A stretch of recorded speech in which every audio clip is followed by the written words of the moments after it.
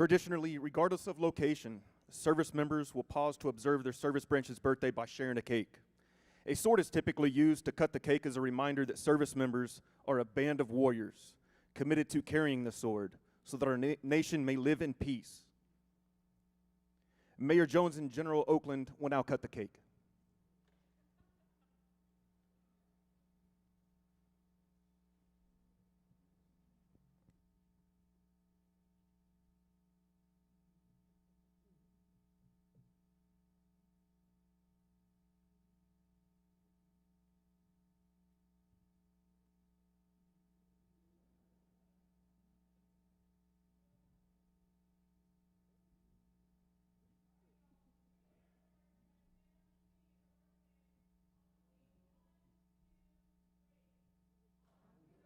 Into the wild blue yonder, climbing high into the sun. Here they come, to the beat of thunder, and the boys give the gun, and we die, sliding our flames from under, off with one hell of a roar. We live in fame around the place, hey, nothing can stop the U.S. Air Force. There we go, all right. Appreciate it. Thank you, Madam Mayor. Good to see you. The U.S. Air Force has redefined modern warfare, shaping history from the Berlin airlift to today's precision strikes, while proving the strategic power of air dominance, rapid mobility, and global reach. It has pioneered advances in jet propulsion, stealth technology, unmanned aerial systems, space operations, and cyber defense, maintained the airborne leg of the U.S. nuclear triad to ensure a credible deterrent during the Cold War and beyond, and conducted disaster relief missions worldwide, delivering critical airlift and medical evacuation during crisis. From leading early satellite programs to partnering with the U.S. Space Force today, the Air Force continues to safeguard America's interests in the skies and in space. Happy 78th birthday, United States Air Force. Aim high, fly, fight, win.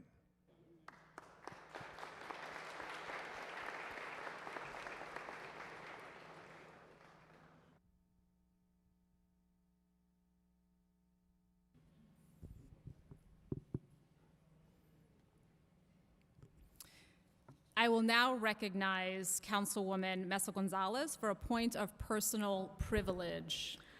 Thank you, Mayor. We're going to have a lot of songs today. So this is the last meeting during Hispanic Heritage Month, and so we are being treated to a special performance by our local mariachi group, Campanas de America. Under the charge of two-time Grammy Award-winning musical director Juan Ortiz, Campanas de America was founded in 1978 in San Antonio, Texas. Campanas de America, Bells of America, was named after Belle Ortiz, Juan's wife and the group's manager. Through their tireless efforts and dedication, the troupe has gained national recognition, international recognition. Their list of appearances, just to name a few, include Willie Nelson's Farm Aid, Kumamoto Festival in Japan, Mariachi USA at the Hollywood Bowl, the Kennedy Center, and the White House. Campanas continues to be one of the main forces behind mariachi education programs in public schools, offering numerous mariachi workshops and concerts in schools, as well as participating in Grammy in the Schools program through the National Academy of Recording Arts and Sciences. Campanas also continues to be featured at state fairs, festivals, and theme parks. Thank you to Campanas de America, and a special thank you to Anthony Medrano, the District 8 appointee to the San Antonio de 16 Commission, for their performance today. Thank you so much.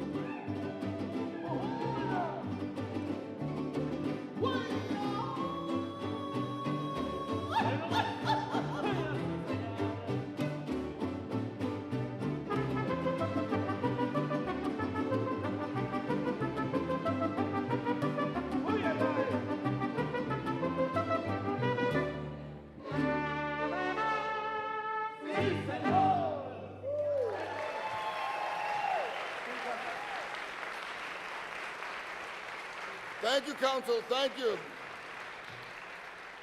Ahua! Do we have any gritos from the dais? I motion for the mayor to make a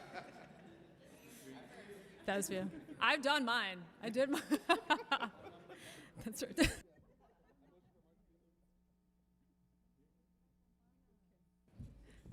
Thank you for the very beautiful song.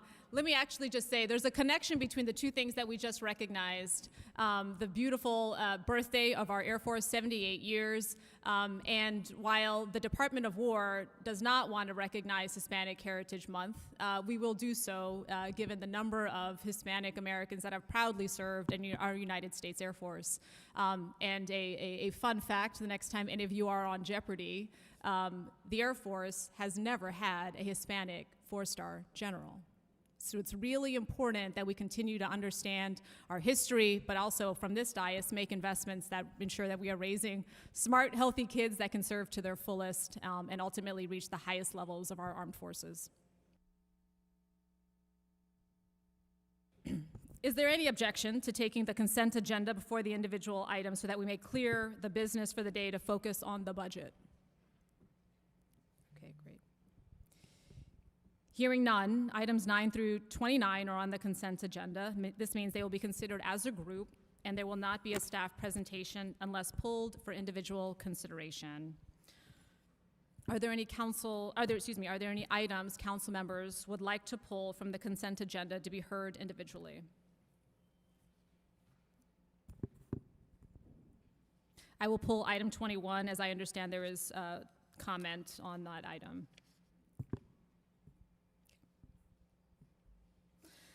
Item 21 having been pulled, are there any other items? No, okay, good. We have members of the public that have signed up to speak on the consent agenda. That is items 9 through 29, with exception of 21, which has been pulled. I will call the individuals up in the order that they have signed up.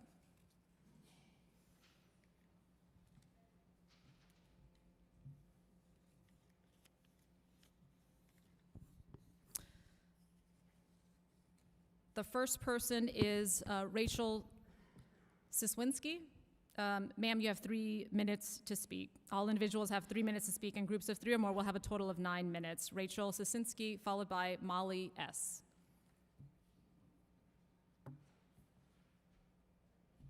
Rachel? Okay. Molly S. Okay.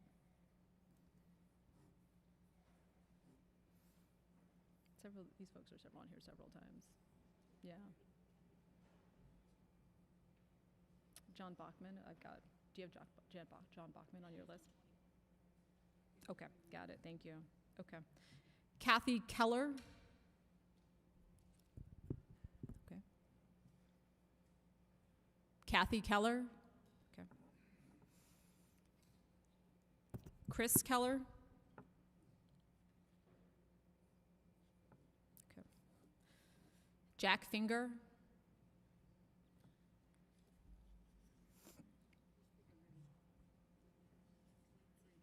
That's right. So, yep. Sir, you have 3 minutes. Thank you, Madam Mayor. Other members of the council, my name is Jack M. Finger, and Madam Mayor, the Kellers, whom you mentioned just a moment ago, I know I saw them come in after I speak. You may wish to call their names again, because I know they really did want to speak to you in the council. On this portion of the agenda, a few things I wish to bring to your attention. One is item number 23. What is it? Well, it's about renaming a street. And Mr. White, it's in your district. It's renaming a street from, the Roselle Drive to D'Souza Drive. Now, whenever we rename a street, we try to name it after some significance. Spurs Boulevard is named after the San Antonio Spurs, who spent about the last 50 years trying to foment civic pride in the city's basketball team. and they've even won a few championships. And so that's why, for better or for worse, we named a certain drive Spurs Boulevard, or whatever it was. D'Souza Drive, what is it named after? What's being proposed here? D'Souza Drive is named after a law firm, a personal injury law firm. In the past, we've offered pejoratives known as ambulance chasers for such law firms. Yes, they're a necessary evil, but we think that if you're going to rename a city street that we pay tax dollars on and maintenance upon, please try to offer a name of some entity that is more than just a personal injury law firm. Yeah, and I looked at the backup documents. Yeah, they mentioned they're going to pay us a few bucks for the naming rights and so forth, but I didn't see anything regarding the maintenance that we, the citizens, will be paying for that block that's there. And you're going to say, well, Jack, it's only 1 block. I don't care if it's 2 inches. I don't want my tax dollars going to a street that we renamed after a personal injury law firm, sir. So maybe you want to pull that one there. Also, item number 20, let's see, 26 is about some more. Well, you call it affordable housing. I call it welfare housing. And Mr. Audiovisual, just quickly show that and show how many percentage points below the average median income, 30% all the way down to 60% is for people whom you are going to allow to, or at least promote for welfare. And I think this is in Mr. Galvan, or no, it's Mr. Munguia's, your district. Yes, that's where you're going to get all the welfare housing. Thanks, sir. Yes.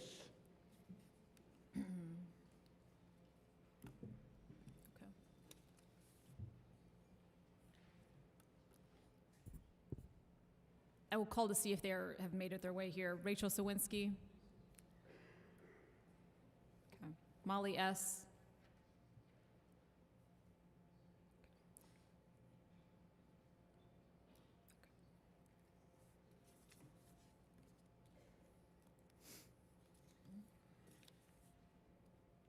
Okay.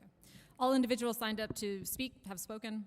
Is there a motion to approve the consent agenda except for item number 21, which was pulled? I make a motion to approve. Okay. It is moved and seconded to approve the consent agenda except for item 21. Council members, are there any highlights or questions about the consent agenda? Okay, number 3. Anything? Number 4. Anything? 5, 7. Do you have something? Okay. Chair Viagran. Thank you, Mayor. While it is just consent and we go through it, I do want to highlight item 29, the ordinance approving the Workforce Solution Alamo 2026 operating budget. Thank you, Mayor, for your appointment to the Committee of 6. As we looked at that, it was really resonated that we have to make, everybody's looking at their budget, everybody's making cuts, but we're all trying to move forward. So I appreciate the team and what they're trying to do over at Workforce Solutions Alamo to make sure that our residents are getting help and getting back to work. So thank you for supporting that today. Chair Kaur. Thank you, Mayor. I just quickly wanted to highlight item number 11. It's an ordinance approving a contract with Meals on Wheels, and it helps support our senior population. Some of us got to see some of our seniors in action last night with Seniors in Play, but our senior population is so important, and so I'm excited for the work that Meals on Wheels does, and grateful that we can continue to support them. Thanks, Mayor. Chair Munguia. Thank you, Mayor. I'd just like to highlight the appointment of Lupe Torres to the LULAC 648 seat of the San Antonio District States Commission. She's a wonderful community advocate for many years, so I'm glad to see her reappointed. I was also reminded, thankfully, of item number 26, which is the Miller Pond Apartments application for rehabilitation. That is a apartment complex on Old Pearsall Road, just down the street from our field office. It's been around for a long time, so I'm happy. Hopefully, they will get that application to get the rehab work that they desperately need. So thank you to NHSD and the county for the work on that. Thank you. Chair Aldrete Gavito. Thank you, Mayor. I just want to quickly highlight item number 20, amending the City Council Code of Conduct to add a provision concerning non-disclosure agreements. While I always appreciate the focus on transparency, I do want to clarify to the public that council members were not asked to sign an NDA regarding Project Marvel. I'm stating that into public so that we can clear up any misconceptions out there. Thank you.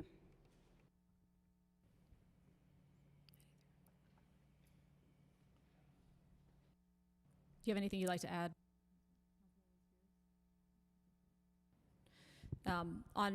Thank you for raising that. On item number 20, the reason that was added, obviously I think lots of us that had just come off the campaign trail heard a lot about why such a major investment of multi-billion dollars had only come to light. Actually, your first public meeting on it was last November.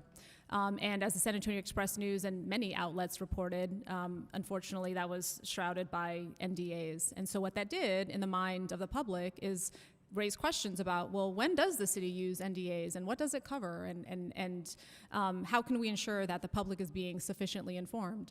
And so what I asked the city manager as well as the city attorney to do is to codify a policy that would apply both to city staff and then help us as elected officials also understand what are our responsibilities as elected officials when it comes to potentially being asked to engage in NDAs.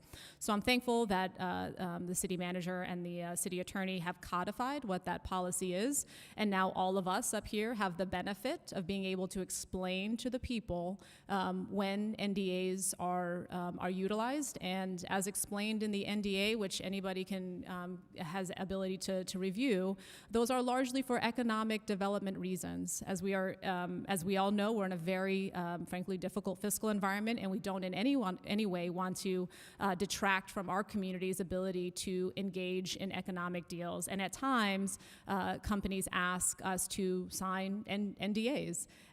This then makes the threshold very clear for that. The economic deal has to be at least $50 million. And what it also does is lay out very clearly the reporting requirements for the city staff to electeds. What it also makes clear is that any person on this dais at any point in time can ask for an update for any activity covered by an NDA. Okay, so that's on the AD piece. As we all know, though, administrative directives do not apply to elected officials, which is why we needed something that governs us, which is an update to the Code of Conduct.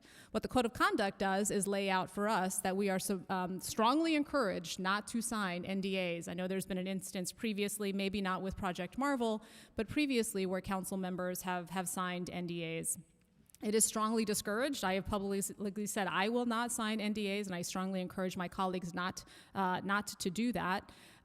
We also recognize, though, that some of you in your other professional capacities may be asked to sign NDAs, and your signing those may impact the city attorney's ability to sufficiently advise this council as needed. So then there's additional language in there that if you are asked in your other professional capacities to sign an NDA, that you appropriately share that with the attorney so he can advise this body appropriately. So that's what that does. The AD governs the city staff, and the update to the Code of Conduct ensures that we all on the dais understand our responsibilities. More importantly, the public now has a very clear understanding of when NDAs are entered into and why they are.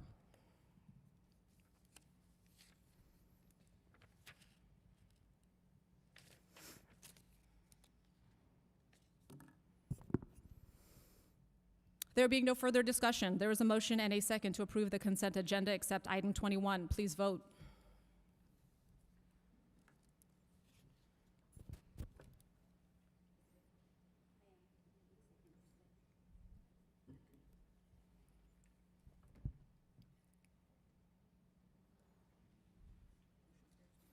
Motion carries. Thank you.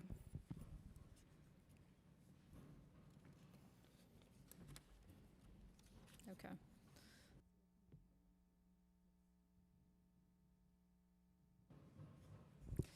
Items 4 through 8 are the budget items. Staff has one presentation for all 4 items, so if there's no objection, we will take public comment and discussion for all 4 items together. However, these items will have individual votes. Madam Clerk, please read the captions for items 4 through 8.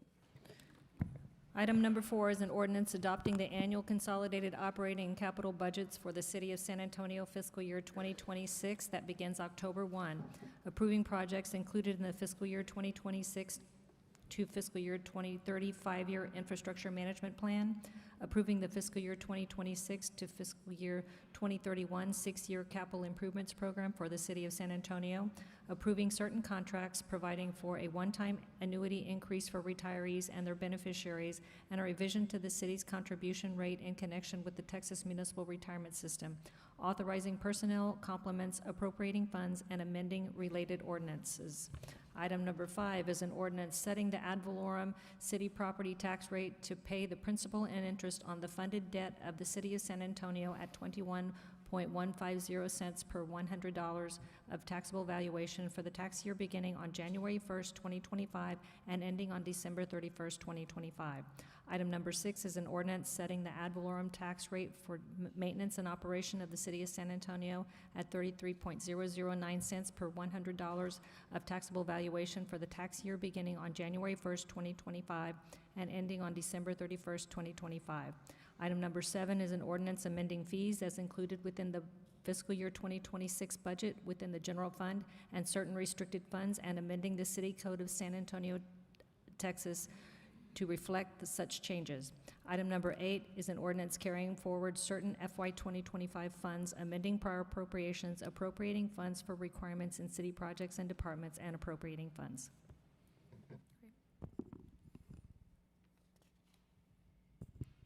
Eric, would you please make your presentation and summarize any changes to the proposed budget presented on the 14th of August? Thank you. Thank you, Mayor. Good morning, Mayor and Council. So I'm going to walk through the memo that we sent out to you last night, and then we'll go through briefly a couple of slides that will outline the proposed amendments as a result of the discussion over the last several days and weeks. So overall, the attached amendment list that has before you today includes a total of 15 city council amendments that total $30.8 million over 2 years. Specifically in the general fund, there's a total of $12.5 million of general fund amendments over 2 years.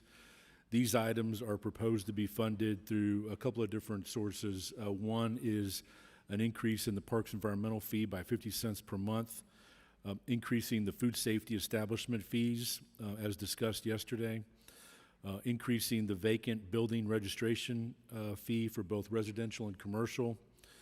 The fee increases, the revenue increases generate $9.1 million over fiscal year 26 and 27. Lastly, there is $1.9 million in less expense that is included in the fiscal year 26 proposal before you this morning, moving Alamo Promise expense from the general fund into ready to work in accordance with the provisions that we talked about yesterday during the work session, and making those allocations, or not allocations, but making that funding contingent upon the information being provided and tracked in accordance with the questions and the answers yesterday.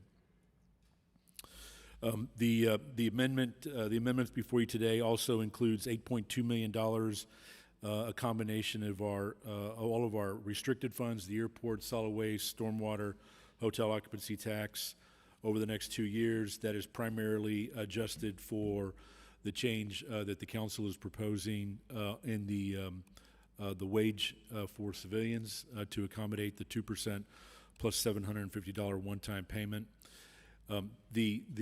Lastly, before I go through the amendment list, there's also $10 million in what's known as city council capital improvement funds. That'll be an additional $1 million per council district. That'll come out of our capital budget. And then the memo did mention that the mayor had asked me to follow up on an issue regarding some of our arts agencies. While we don't normally pay for things like litigation through our contracts with arts agencies. Generally, those are for operational support or program support or performances and the such. But after discussing with Crystal Jones last night, there's nothing in our contract that says we don't. So our practice says we haven't. So based on that conversation with her last night, I'm suggesting that we make it clear in all the arts agencies' budgets that we do not reimburse the cost of litigation or attorney's fees. We focus strictly on operations, administration, and performances and content. So let's go through the amendments real quick. I mentioned these additional reductions of Alamo Promise in the fiscal year 26 budget to the Ready to Work funds. Number 2 is reducing the intercity incentive fund in fiscal year 27, so that will stay whole as we go into fiscal year 26. The Parks environmental fee, the 50-cent increase generates a little over $4 million in each of the next 2 fiscal years. The increase in the food safety licenses, a little over $430,000 in each of the next 2 fiscal years. And then the vacant building registration fee increase that that's before you this morning, a little over $95,000 in each of the next 2 years. As I walk through the potential amendments, this was a compilation of the conversation with the council over the last 2 days. Number 1 is funding to add additional funding to the general fund for the 2% across the board for civilians plus $750 base adjustment. That would get us to having the lowest paid civilian employee at a 4% adjustment going in the next year. Number 2 is restoring $500,000 in funding for radar feedback signs and flashing stop signs. Number 3 provides funds for an additional 15 officers above the 25 proposed in the budget, so a total of 40 additional patrol officers. Number 4 restores funding of $1 million for our minor repair program. Certainly I heard over the last 2 days a conversation with the council had about making sure that that money is going to as much as we can do. So I suspect as we get into the fiscal year, we'll have ongoing conversations with you all at committee level to make sure we're able to achieve that. Number 5 restores a position that I had proposed cutting in reducing in a vacant position in historic preservation and moving that position into our Code Compliance Division of Development Services for additional enforcement around vacant buildings. Number 6 is adding $3 million in one-time funding for additional streetlights. This is in addition to the $2 million that was proposed in the budget. That funding is at zero cost because we are utilizing money that we had set aside for a community safety reserve. Number 7 is adding a little over $430,000 to the Metro Health Department in a couple of different areas. $150,200 in the Metro Health Department's tuberculosis control and prevention division, and that is for internal work of the department. Mental health support, $150,000. That would specifically go to increase our contract with communities and schools for their youth mental health work that they do for us. They have a contract with us for $400,000. That would increase to $550,000.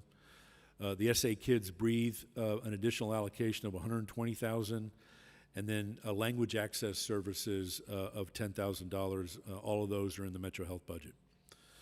Number 8 restores funding that was proposed to be reduced in the proposed budget from the SA Book Festival.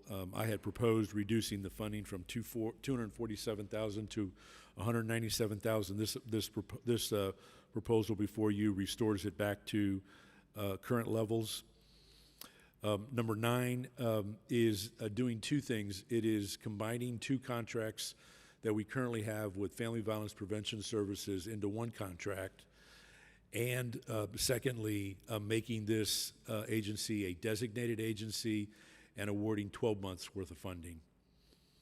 Number 10, is allocating almost $57,000 to the Alamo Area Rape Crisis Center for a total of $113,000 in the adopted budget. And that would be funded through the delegate agency reserve that we have proposed set aside for the solicitation you all are going to be talking about in a couple of weeks in B session. Number 11, almost $92,000 for her. Again, funded through the delegate agency reserve for next year's solicitation. A new allocation for Big Mama's Safe House of $144,000. I'll say that regarding items 10, 11, and 12, we will make sure that that the scope negotiated of services for those contracts are supportive and conducive to the efforts that we're trying to do here at the city in line with the council's conversation. Those contracts haven't been negotiated, but I think that based on the conversation in the last 2 days, we'll make sure that it's included and make sure we share with you those scopes of those agreements so that we are all on the same page in terms of the funding and what it's going towards. 13 is an additional allocation for American Gateways for a total of $150,000. The proposed budget included $100,000.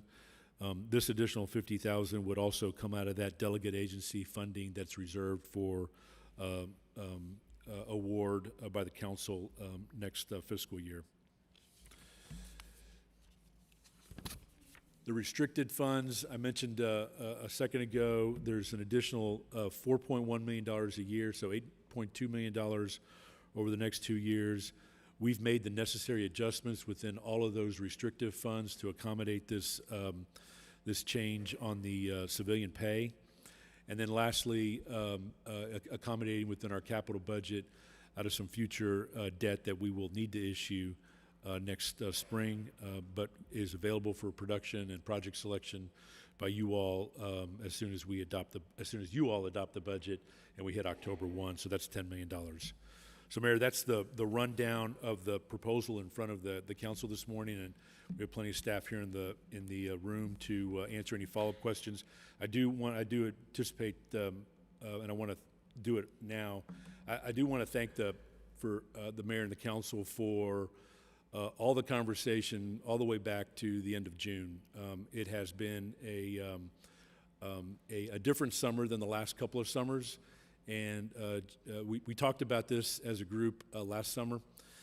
So I want to thank you for your conversation, your policy direction, and your hard work. I know we're running on the tail end of a long string of town halls, budget work sessions, follow-up memos, presentations, and I certainly think that as we go into next fiscal year, we have a fairly long list of things that we need to tackle and deal with immediately, and I want to thank you for your leadership and your conversation and direction. Secondly, I want to thank the departments for their work, because much of this work began in the spring as we were doing our 6+6 and our financial forecast. The diligence and the work and the creativity and the innovation and the thought that originated at all the departments is what allowed us to make sure that we lay out a solid foundation to you all in the proposed budget. So I want to thank all the employees and the executives in the departments. I want to thank the executive leadership team for helping guide that. And then finally, Justina and Freddie in the budget office, and Troy and Melanie and Vicky and finance in making sure that we are moving along where we need to be. In the midst of all this, we went back before the bond rating agencies and were reaffirmed. So in spite of all the challenges, making sure that we have strong financial policies, that we're consistent, and that we are in line with the community and the council is really paramount to ensuring that we're being able to do the things that we need to do here in the city for the public. And lastly, Maria, Ben, and their guidance as we've gone through there. A lot of work, and you truly have a top-notch professional team here that is experienced and reasonable, and we try to be as practical as possible, and I think it shows in the product. So with that, I'll turn it over to you, Mayor. Thank you. Thank you, Eric. We have a few folks that have signed up to speak on budget items 4 through 8. And I will call you in order, and you've got 3 minutes each. The first individual is John Bachman, followed by Stephen Zesserman. John Bachman. Stephen Zesserman, followed by Martin Gordon. And Martin Gordon, if you'd begin to make your way closer so we can get to you right away. Good morning, City Council and Mayor. My name is Steve Zesserman. If you'd be so kind, there is a video that I have to be played. So we're not going to play a video. We're not able to do so. Okay, thank you. My name is Steve Zesserman. I am a bassist with the San Antonio Philharmonic. I've been in San Antonio since 1990. I won the position. I was fortunate enough to beat out 90 bass players, and I came to San Antonio in 1990, and I absolutely fell in love with the city. At that time, I saw around me the children of this community, and I wanted to do everything that I could possibly to help educate and inspire, and I felt that it was my civic duty to do so as a member of the orchestra. My colleagues and I started producing master classes for free, and I reached out to the school system, and I became, by the grace of God, I became one of the most prolific double bass teachers in the country. Many of my students went on, thank God, to go to college for free, which really was my goal, is to try and help them get an education, get a job. But I just looked around, and not only did I fall in love with the community as we played 40 to 50 thousand children a year with the symphony, but I just felt I had to help. I could not just, play a concert and then go home, but I immersed myself. I was fortunate enough in 2006 to purchase a home in on Mistletoe in District 1. Luckily, I wanted to live in Alamo Heights, but I couldn't afford it under the pay that I was getting at the symphony at that time. So I bought a home for $60,000. And at that time, my house got broken into twice because nobody wanted to live there. A couple of years later, a friend of mine came over and they said, "Have you ever heard about the Pearl Brewery?" And I was like, "Well, yeah, but what about it?" And they started renovating it. I didn't realize at the time where I bought was such an incredible place. I just bought it because I fell in love with the area. I fell in love with downtown. I'm very close to downtown. And I was able to systematically help as many children as I possibly could living in District 1. They would all come to me, and I would teach double bass lessons. We did master classes. We did free concerts for the community. And at the same time, unfortunately, things were not going well for the symphony. And when the symphony had shut down 5 years ago. Sir, if you have prepared remarks, you may submit those for the record. Thank you. Thank you. Martin Gordon, followed by Angela Caporale.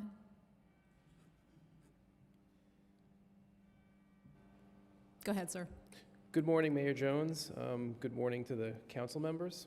My name is Martin Gordon, and I'm speaking today on behalf, as you know, of the San Antonio Philharmonic.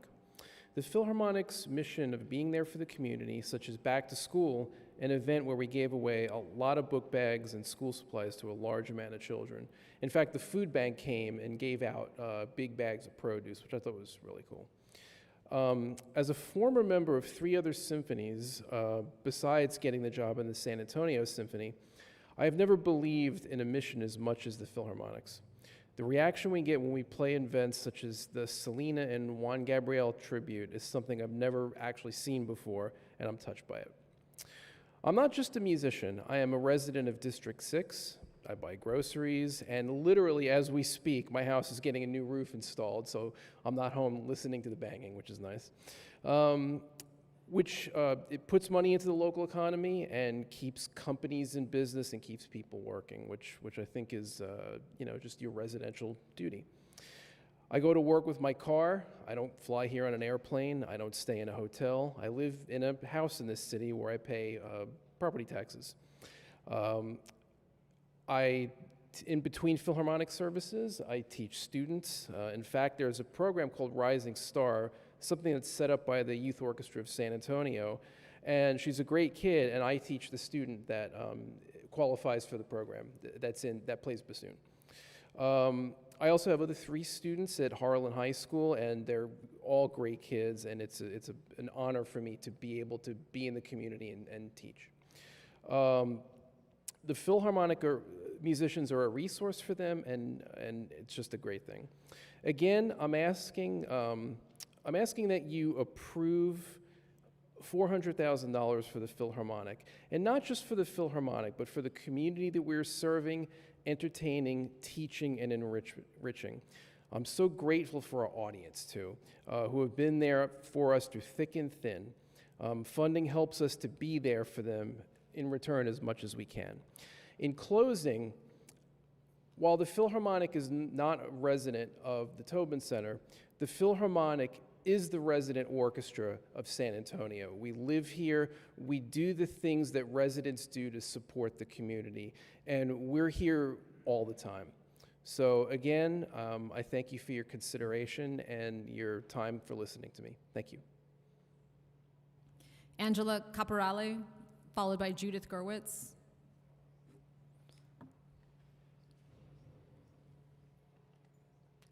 Good morning, Mayor and council members.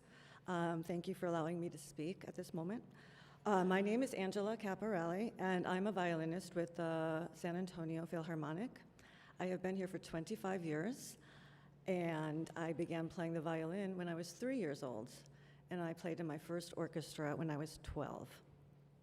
At that point, I really loved playing in an orchestra, and I saw all the benefits that it gave us as musicians, and then also what it gives to the public. Playing in an orchestra has been my entire life, and I really believe very strongly in this art form, which is why I'm here. At the very least, an orchestra can show how many different types of people come together to create one beautiful piece of music, or many pieces of music, but we create beauty and we bring it to everybody in the community. In addition to this, we also bring it to the next generation through all of our teaching. And I can tell you I've taught probably, in the last 20 years, hundreds of students. I teach very young. My youngest is age 3, and I've taught all the way to age 70. And that you bring many, many different, they all have their own reasons for why they want and believe in music, and they all love it. If I have a moment, I do have a very nice story that sticks out. I said everybody loves it, but maybe not in the very beginning. I had a kinder student. Every time I went to pick her up for her lesson, she would she'd slump and like, oh, I don't like this, I hate this is the worst part of my day. I always had to tell her, I know, I understand, but we have to do this. I mean, let's learn something. By the end of the year, which she did this every week, because I showed up every week, she showed up every week. And by the end of the year, one day, she just put her violin down, came up to me, gave me a giant hug, and told me how much she loved me. And that was just incredibly shocking. And at that moment, I saw, wow, I was making an impact, even though it didn't appear to be that way at all. But I made that impact with her, and she's still studying 3 years later. This is the kind of thing that we can do for all of our small children, not even small, but for everybody. I had an adult student who came to me because she loved the violin, had to wait until her children were raised, and then she came to me. Unfortunately, now her husband's very sick, but she's still coming for lessons because she says it brings her peace. And this is what we also want to bring to people, just the beauty of what we can provide. So I am asking you also to restore the Philharmonic's funding until, to restore the funding to the 2017 levels, which was about 400,000, so that we can continue to bring all of this to everybody. Thank you. Judith Gerwitz, followed by Lauren Eberhardt.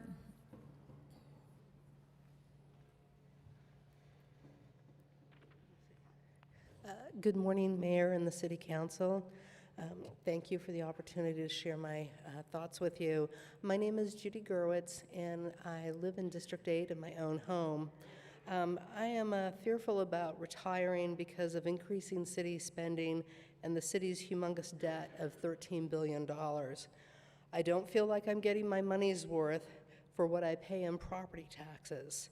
Half the time I can't even tell what lane I am driving in around the city because the striping is so faded or the roads are so patched. Yesterday I called 311 to report the four-way traffic signal at George Road and Northwest Military was flashing all red.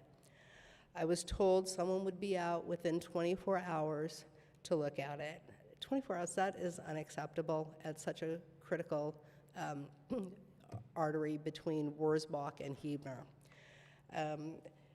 For 18 months, 2 dogs terrorized my neighborhood without really satisfactory resolution from ACS. I actually got satisfaction through code enforcement to help mitigate the problem. For years, homeless are camped throughout our city and create waste and environmental damage that seems to go unaddressed. Last month, it took me 36 minutes to drive along Wurzbach between Blanco and Northwest Military because the light was out at George Road again, and when I called 311,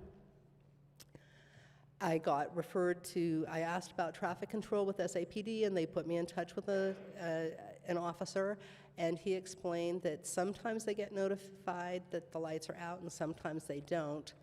And it's like, what are we doing here? We can't get around the city. We're not getting basic services, and I am very concerned about what the future holds with ongoing spending, increasing debt, and even though our property taxes have the freeze on it, they are still going up in the other taxes.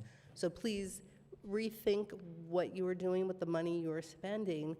Our taxes are very high here, and many of us, just not me, do not feel that we are getting satisfactory basic services, public health and safety.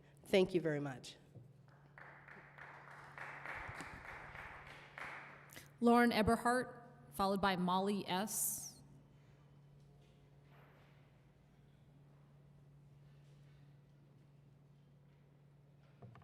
Good morning, Mayor and members of Council. My name is Lauren Eberhardt, as you heard, and I want to thank you for taking the time to listen to me today. I am a member of the San Antonio Philharmonic.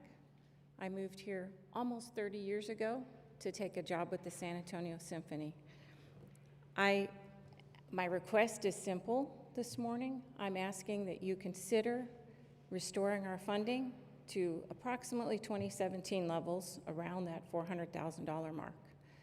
I realize that you have an incredible responsibility that is difficult in making budget decisions and in making smart investments in our community.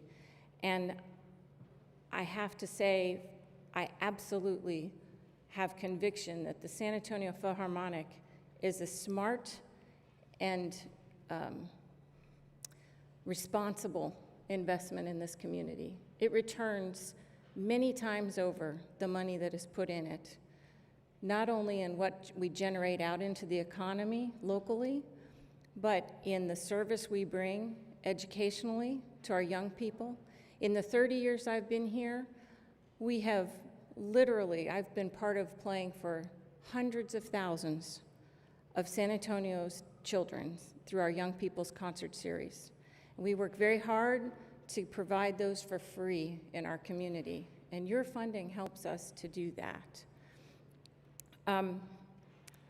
we have a great variety of concerts, and I love presenting such a wide span of art to our community. You know, from Bach and Beethoven and Brahms and all those things we think of as deep and intellectual and spiritual works, to the Juan Gabriel concert that we just did, that was one of the highlights of my career, honestly. And I have to tell you, it was such a moving experience. On Sunday afternoon, a 90-year-old woman got up and came on stage and started dancing for all of us. And I can't even tell you the feeling that gave me inside of satisfaction. I want to be her if I ever make it to 90 years old. I have wonderful colleagues and staff that come from all walks of life and that work incredibly hard to provide something wonderful for our city. I have taught for many years, young and old, like most of my colleagues, and not all of my students go on to be professional musicians. Some of them do, and I'm proud of that. But I think the most important thing that they get from me as a teacher is the ability to think critically, to evaluate themselves compassionately, and... Thank you, ma'am. If you have additional comments, you can submit those for the record. Thank you. Thank you. Molly S., followed by Jonathan Melendez. Jonathan Melendez, followed by Mando Flores.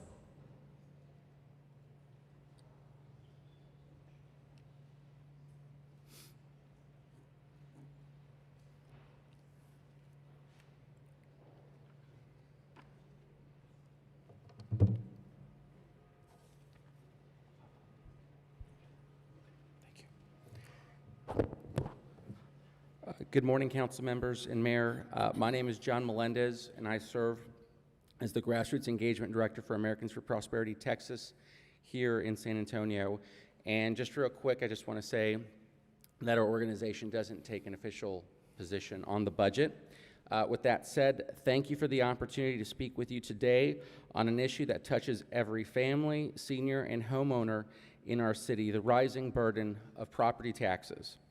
AFP Texas is a premier grassroots organization dedicated to connecting people with policy and advancing bottom-up solutions that make freedom and prosperity accessible to all Texans. Across the state, our grassroots volunteers have worked hand in hand with lawmakers to deliver meaningful, groundbreaking reforms. In fact, one of our proudest achievements has been helping drive billions of dollars in property tax relief for Texans. But here's the reality. Despite the historic state-level relief, San Antonio families are still seeing their property tax bills go up. And unless there are significant changes, residents will once again face another increase in their tax bills at a time when many already feel stretched thin by higher costs of living. I've brought just one slide with me today, and the slide just tells the story most residents know all too well. Despite reductions in the rate, the average San Antonian is still paying more in property taxes each year. Even small rate cuts, 0.02% here, 0.03% there, are simply not enough to offset skyrocketing appraisals. And as you can see, they've gone up year after year the past few years. The result is simple. Rates go down, if lucky, but bills still go up. And that's the reality families feel when they open their mortgage statements or tax notices. The city has often highlighted that the property tax rate hasn't increased in 33 years. That sounds good in a press release, but I'd ask each of you to consider this. What would you say to a homeowner whose property tax bills rises by hundreds of dollars this year? Because for many of your constituents, that is exactly what's going to happen this year. This is not sustainable. Families are being squeezed. Seniors on fixed incomes are being forced to make impossible choices.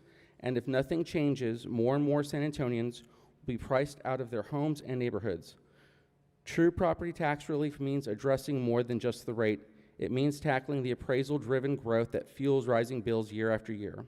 If our local government cannot meet this challenge, then perhaps the state of Texas will have no choice but to step in to ensure that hardworking Texans are not taxed Thank out of you. their homes. Thank you, Mayor. Thanks. Mondo Flores, followed by Jack Finger.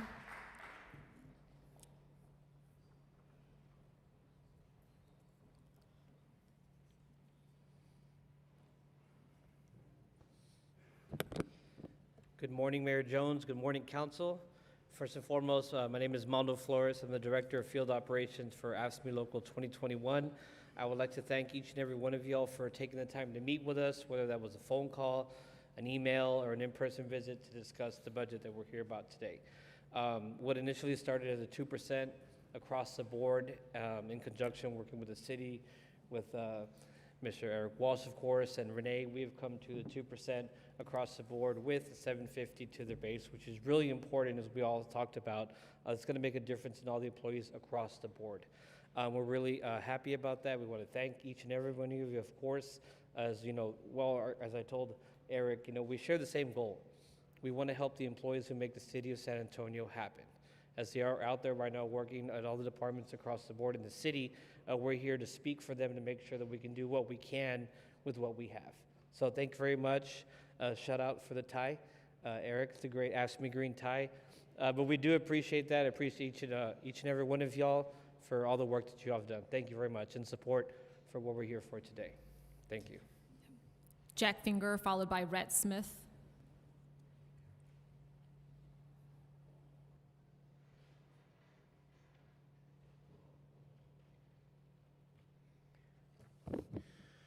Well, Madam Mayor, other members of our illustrious San Antonio City Council, for the record, my name is Jack M. Finger.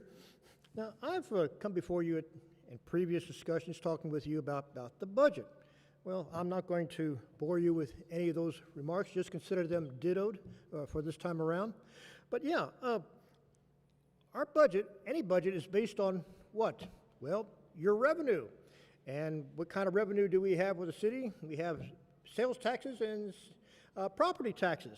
Well, property taxes are the big one, and so consequently, that's what I'm going to address to you at this point in time here. Property taxes.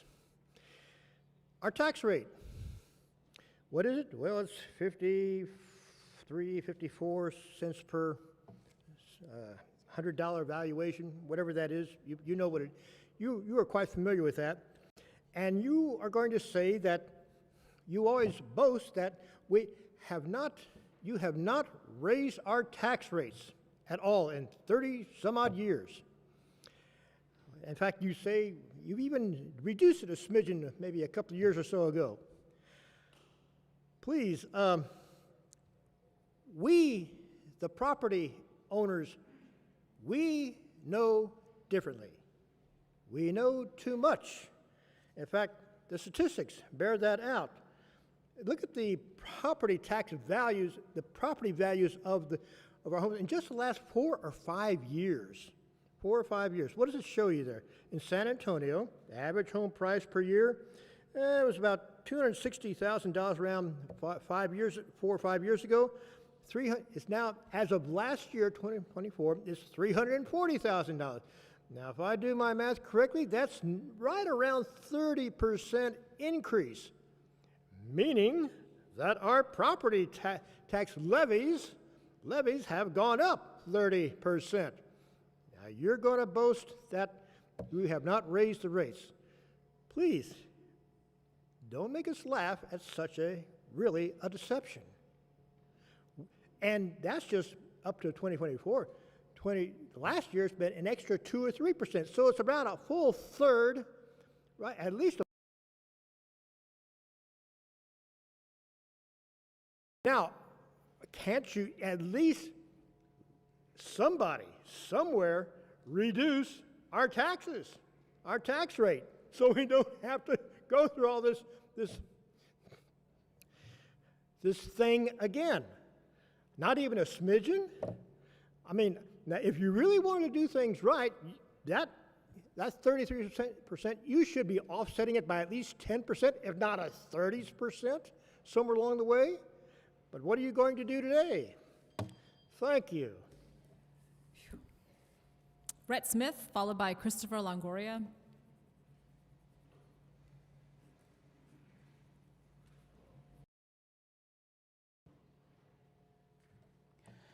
Thank you, Mayor Jones and members of the City Council.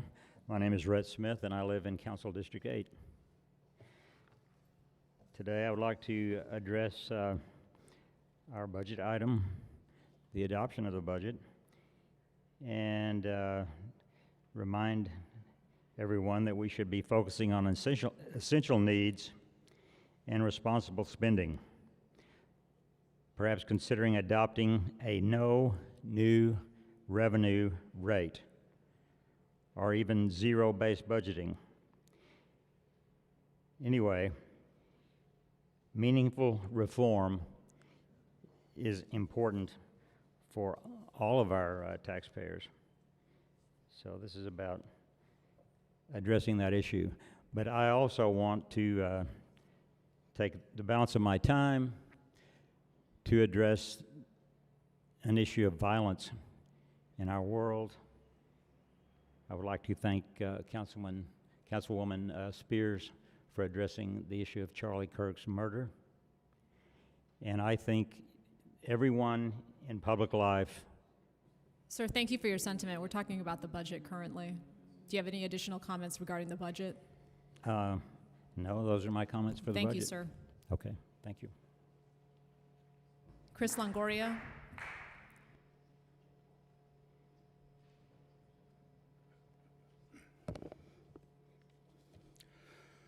Good morning, Mayor, council members. Thank you for the opportunity to speak. I am Christopher Longoria. I stand before you today as a San Antonio resident who, like many of my neighbors, is deeply concerned about the burden of property tax rates on our families, our businesses, and our retirees. While I understand the challenges of balancing a city budget, raising property taxes is not the solution for our community needs. We all know San Antonio is growing, but so are the financial pressures on working families. In the past 3 years, inflation has devastated San Antonians in the cost of groceries, utilities, fuel, and insurance. Many of our residents, especially those on fixed incomes, are already struggling to keep their homes. Raising property taxes now would risk pushing some of them out of the very neighborhoods they lived in and contributed to for decades. Instead of increasing tax burden, I encourage this council to prioritize smarter spending and efficiency. Let's conduct a serious review on non-essential programs and administer overhead efficiency. Let's push harder for public-private partnerships and bring investment without raising taxes. And let's be cautious about taking on new debt or projects until we secured the resources to maintain the commitments we already have. San Antonio has always prided itself on being a city that takes care of its people. But do we? If we make protecting taxpayers our top priority, we will send a clear message that this council values stability, affordability, and accountability. In closing, I urge you to consider property tax relief and not to raise property taxes this year. Instead, let's look at living within our means, just as families of this city are forced to do every single day.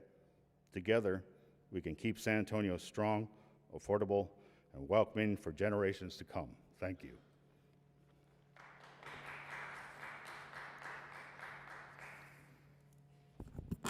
Okay. That's all the individuals that have signed up to speak on this item. We need a motion and a second for approval of item 4, so we may begin discussion. I move to approve the budget as amended and presented by the city manager today, save and except for funding for the Center for Health Empowerment in South Texas, known as CHEST, because I am recusing myself since I am on the board of CHEST. It is moved and seconded to approve the budget as amended and presented by the city manager today, save and except for the funding of CHEST. We'll now move on to council discussion. Chair Viagran. Thank you, Mayor. Today marks the culmination of months of hard work by City Council, the City Budget Office, and all city departments that help shape today's $4 million balanced budget that protects our services, invests in our neighborhood, and reflects the collective priorities of my district. I want to thank our city manager, Eric Walsh, deputy manager, Maria Villagomez, Justina Tate, and the entire finance department for what is here this morning. This is a historic moment, and I would like you to stand and be recognized for applause. Stand, Maria.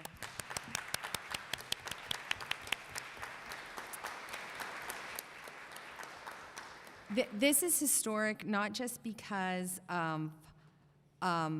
this is a new council that is sitting here for 4 years. I think this is the first time, and the last meeting for Councilman Castillo-Anguiano, who's done a great job filling in, and then the last budget, I believe, for Razi. So let's give them a round of applause. Without the help of Alana Reed and SA Speak Up budget and all that squad that went out, we would not be able to have these budget town halls, have these budget surveys, collect the data, and understand that what we are facing is something we haven't faced probably since the pandemic, which is a budget deficit. We knew it was coming, we knew money would run out, and where would we go from here with a council that prioritizes the property owners here in San Antonio and keeping those taxes low. But it is our job to move forward and to find the resources to provide what people are calling essential and core services. And that means a lot of different things to a lot of people. So we entered this cycle facing a huge deficit, coming in with new people that would come midterm and have to try and take this all in like a fire hydrant, and I think they've done an excellent job. The investments from the community to answer the surveys, to share their meanings, what was meaningful to them, and to ask us to try and find a way to move forward, trusting that we would do what was in the city and our district's best interest. I'm proud of the investments we secured in District 3, the $15.2 million through infrastructure management program, the fire station replacements, the public safety initiatives, the street improvements, and of course the coverings for our park. While infrastructure remains a top priority, we still have the code issues and the code enforcement, and I want to thank former County Commissioner Tommy Atkinson, Highland Hills, Becky Ruiz with Harlandale McCullum, and Ryan Garza with Highland Park for all their efforts, and the countless others that serve on my board that I would like on the boards and commissions. As we talk about public safety, in this workshop, we have seen that we want a holistic approach, a balance between officers and resources and community projects and activating spaces. And I think what I saw this budget cycle was a true council that had their best interest in heart, and we are going to make it a better San Antonio for you tomorrow, and we're starting today. I want to take a moment to thank our dedicated employees, and the work that they've done, and that it doesn't go unnoticed. And I want to remember my father, who worked and sacrificed for the city and had a very good living, which was able to send 2 daughters to college. That's why I am proud that we worked with AFSCME, and they were the experts. I was like 3% across the board, and they came in and worked with our team to get something that would address compression, that would address moving forward, and address our lowest paying employees to move up. So thank you for your efforts, AFSCME. Thank you, Council, for listening to them. I also want to take this moment to recognize my entire staff: Sal Valdez, Melanie Rodriguez, Chris Villa, Ana Galindo, Addie Moreno Soto, Debbie Gunn, Edward Padilla, and Veronica Boyle. Their work often happens behind the scenes. It goes unnoticed, answering calls, but with them, we were able to move forward. To Enrique and my Chief of Staff, Ruben Lizalde, your early mornings and late nights do not go unnoticed, and thank you that my dedication to this budget is also a reflection of your dedication. So I want to thank you all and my staff for doing this. And as we move forward, I know we're going to have some discussions up here, and I know we didn't always get what we wanted, but passing this budget, today's adoption, is the right step as we move forward. We saw innovative ideas and solutions from every single one of these council members, but today is the day that we sit and we decide this is how we get the dollars to move on what is most important here in San Antonio. Passing a balanced budget is critical to moving our city forward, protecting vital services, and ensuring no disruption to the daily operations our community depends on. Today, we have a budget that reflects the will of the people. I am honored to support this budget, proud to make the recommendations and the motions, and I am so proud and thankful for my districts in District 3. Thank you all. Thank you, Mayor. Chair Aldrete Gavito. Thank you, Mayor.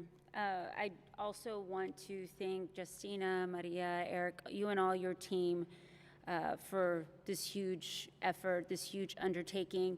As a council member, this is probably the most important day that we're in office. For Councilman Castillo Anguiano, happy to share this with you and happy to share this day with our new council. So I went into this budget with 3 priority items. The first was for more police officers. We had made a commitment to our residents that we were going to provide them 65 police officers. We're short of that. When I talk to District 7 residents, they make this clear that they want more police officers. That is going to help them feel safer. We also have the data to prove it with hotspot policing. So we're not getting the 65, we're getting some. Would love to see us try to get more. My second priority was something that Councilwoman Villagran touched on, and I was glad to lock arms with a majority of my council colleagues, and that was the cost of living adjustment for our city employees. We know it's tough times, so thank you to AFSCME. I thought they were here. Oh, there you are. Thank you to AFSCME for y'all's help in working with city staff to make that happen. I'm glad to partner with my colleagues to make sure our city employees are supported. My last priority was the vacant buildings position. This is a constant concern that we hear from so many residents. When there is a vacant building in their neighborhood, it can create a very toxic environment, and it brings the neighborhood down. So thank you so much to city staff for helping us work through and get that position so that way we can stay focused on the vacant buildings across our city. There was a couple of items that are on the budget, the proposed budget today that, I do want to echo. I'm good with the radar feedback signs, the flashing stop signs. That is also a request that we get from a lot of residents in District 7. Definitely supportive of the housing of the minor repair program, street lights, the increase in the book festival. I do have some comments on some of the other parts of the budget. Line item number 7, the funding for Metro Health programs. I just want us to make sure that it does not negatively impact small businesses. I know this item was a little rushed and introduced to us yesterday, so I think it'll probably go to the Community Health Committee. I just want to make sure we're doing our due diligence and making sure that it does not negatively impact our small businesses with an increase in those food safety licenses. The second thing are items number 9 through 13.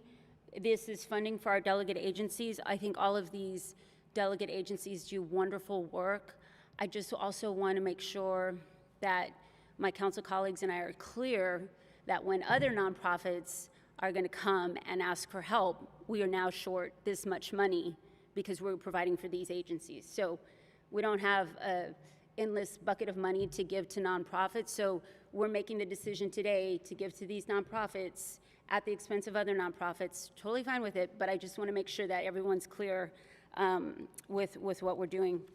Other than that, I'm glad to see that we agree on increasing these vacant buildings registration fees, and hopefully that this will encourage property owners to activate their space and make sure that they're being good neighbors, and also looking forward to having that dedicated code officer to address the vacant buildings as well. And those are all my comments. Thank you. Councilman Castillo Anguiano. Thank you, Mayor. First, I'd like to thank each and every one of you here on council for giving me the most incredible opportunity to serve my District 2 community. I'd also like to thank my District 2 staff who are in the audience today: Frankie, Jolene, Denise, Alicia, Imgard, Maria, Krista, and Alize. They guided me, attended all the meetings, showed me where the city gym was, and supported me through these past 2 months. And it's definitely been an unbelievable experience. As it pertains to the budget we are adopting today, I do want to thank each and every one of our city staff members who do the work of keeping our city running day in and day out. And to the city staff who crunch the numbers, I hope it all adds up because we are counting on you, literally. But seriously, I do have to say that this budget for me happened under the shadow of a large vote we took earlier in the year on the Spurs Arena. Every time we argued to support one budget item over another, I would often reflect on how our city just gave the go-ahead on a term sheet that promised millions of dollars to a Spurs Arena. We argued over funds for public safety, and we even talked about how we were going to have less bond dollars for flooding and infrastructure. But I know that the city is fully capable of finding the money for some projects and not for others. And so when our residents tell us that homelessness is their top issue for the past 3 years, I was very surprised that this wasn't the issue we spent most of our time debating. People will tell you that sometimes things happen for a reason, but I think that most often we bring reason to the things that happen. I know I'm here on this dais for a lot of reasons, but one of them is because I happen to work in an organization that serves our houseless community. Thrive Youth Center is such an amazing organization, and I'm thankful I can bring some of my expertise to this budget discussion here today. This is why I met with city staff who are on the front lines working with our houseless community. From these discussions and my firsthand experience, I put together a CCR, a policy proposal that takes a critical look at the services we currently offer and proposes new interventions to consider. We cannot expect to do the same thing we've always done and expect a different result. So although today we aren't adding any significant investments into homeless services, I hope to move us in that direction. You will see this across your desks today, and I hope I can count on the support of my colleagues in this effort. Furthermore, I will be supporting this budget today, although I do have some concerns. One being, I do believe that encampment sweeps do more harm than good, and I oppose the use of these funds as a strategy to address the homeless issue. I also oppose the addition of new police officers because during a budget deficit, we are committing ourselves to ongoing costs that we will most certainly have trouble cutting if necessary in the future. And lastly, we do not spend enough money on crime prevention, which includes defined monies for interventions that criminologists have stated longer-lasting crime reduction. And when this issue comes up in Public Safety Committee, I do hope that you'll identify separate funds to fully support recidivism prevention.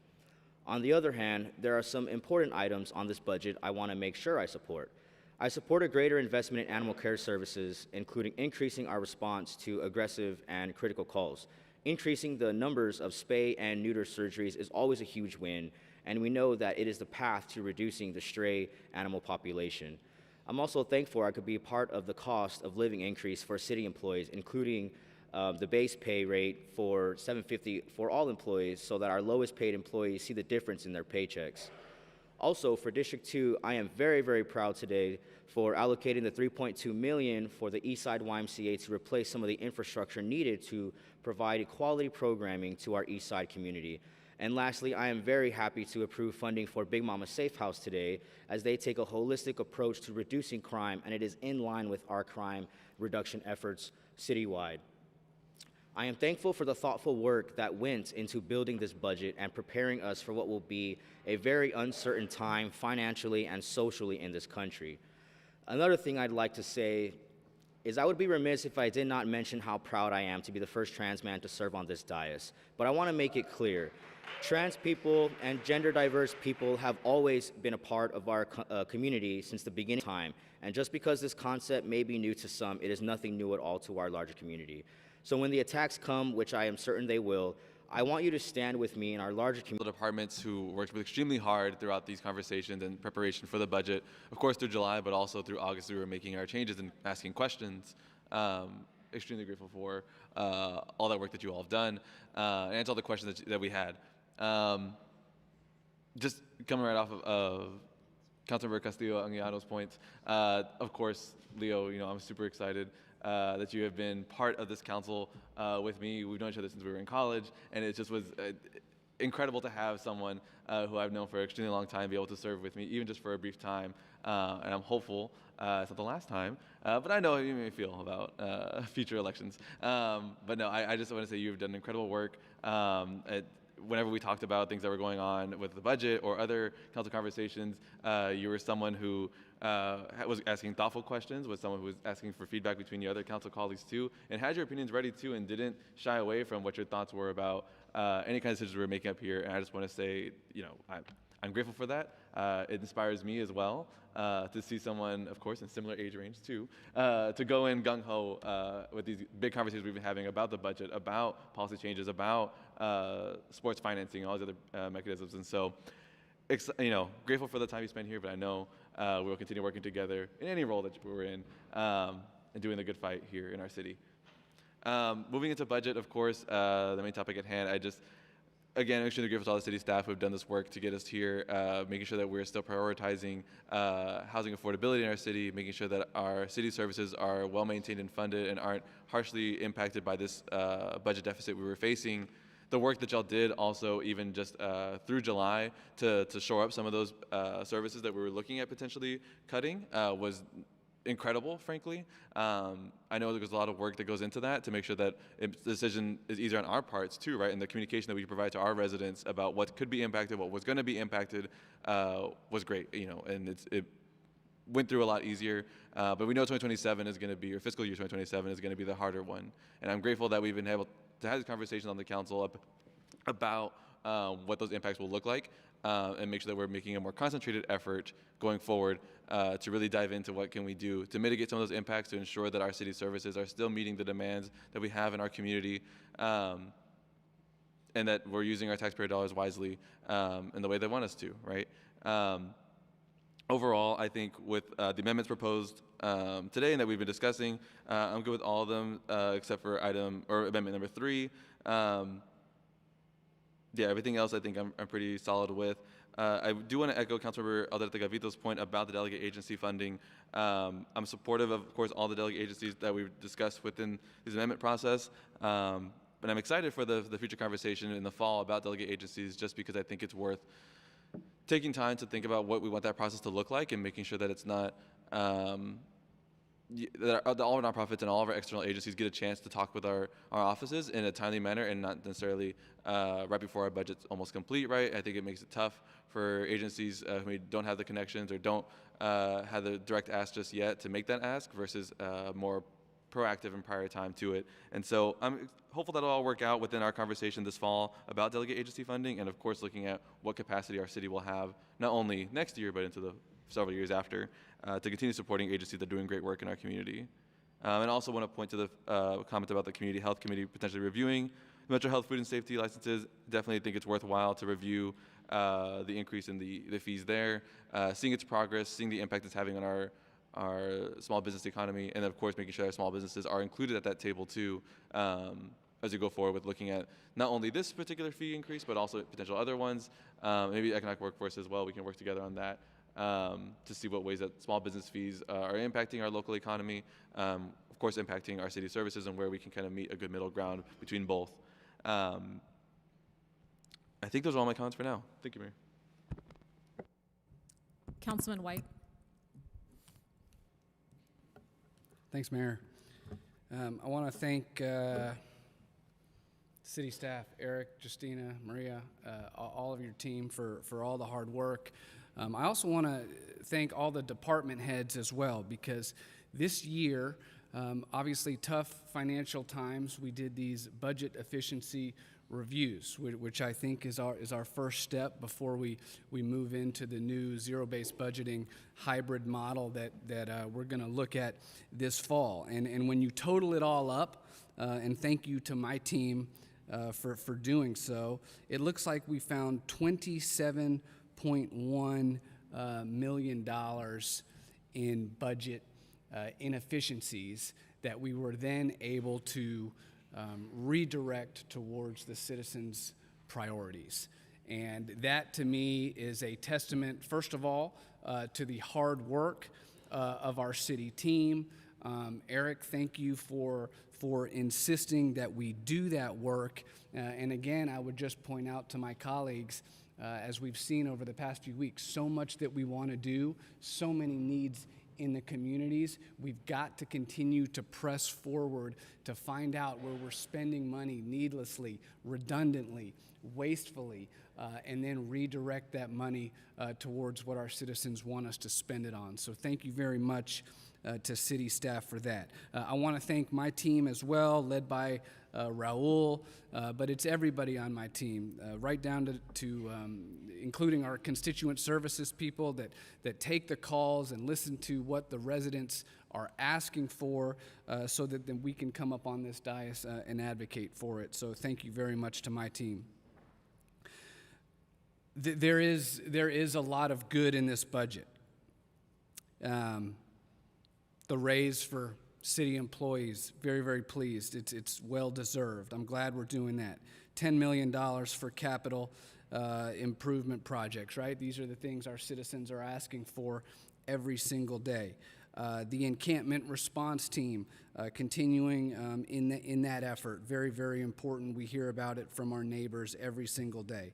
$122 million for the street maintenance program. You know, I say it a lot, 22% of the streets in this city are in poor or failing condition.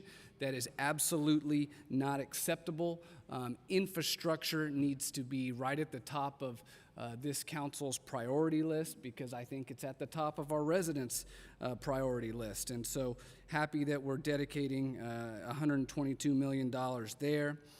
$1.3 million to add more firefighters, including some enhanced squads. Very, very important. You know, all that our fire folks do. It's the best fire department in the United States, and I'm happy that we're adding to it. We're also got some money in here for a needs assessment for fire, so we can determine what else they need to do their jobs more effectively, efficiently, and safely moving forward. Very, very happy about that. Councilwoman Kaur headed the effort to get some more lighting in our city, which is very, very important as well, because you know, lighting is something our people want, and it does help deter crime. And so happy that we're going to be getting that in this budget. With that said,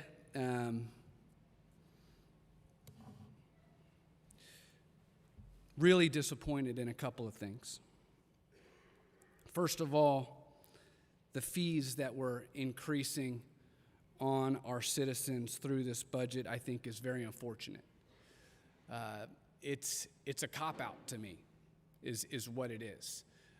The people of this city should not continue to take on the financial burden for what this council wants to spend money on. Our people pay too much already.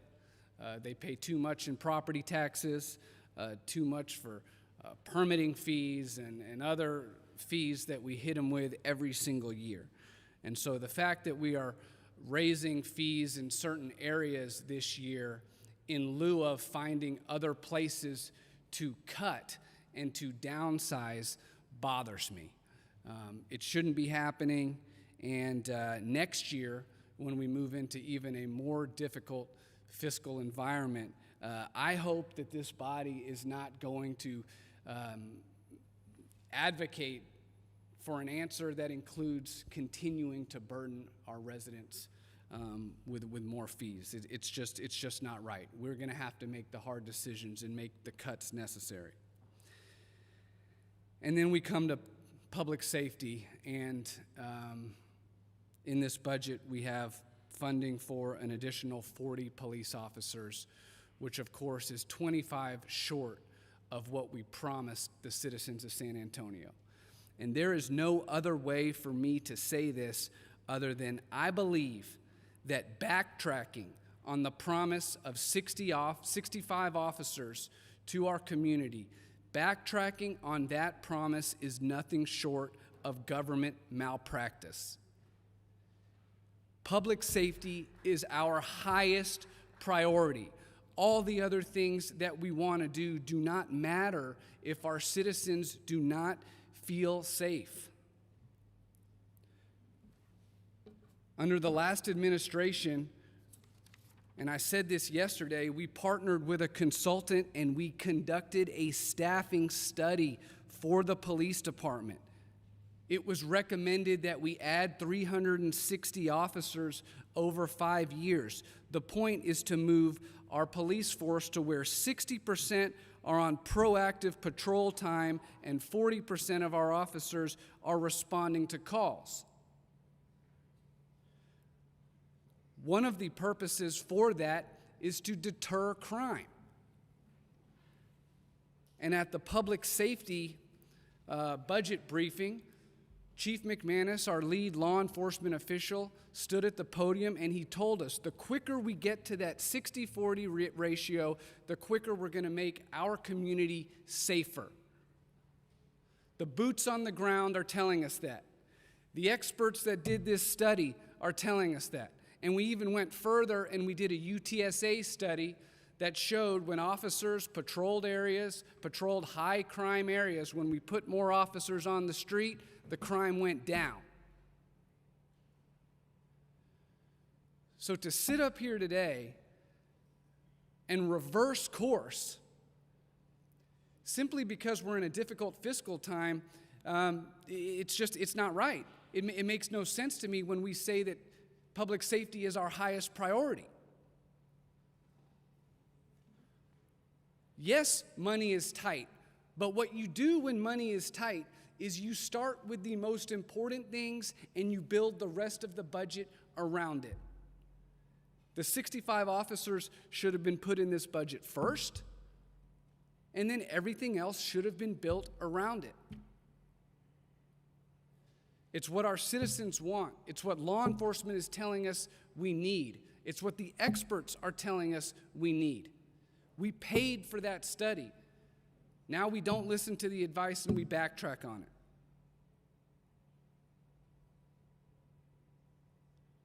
It's putting the residents of San Antonio, their safety, at risk.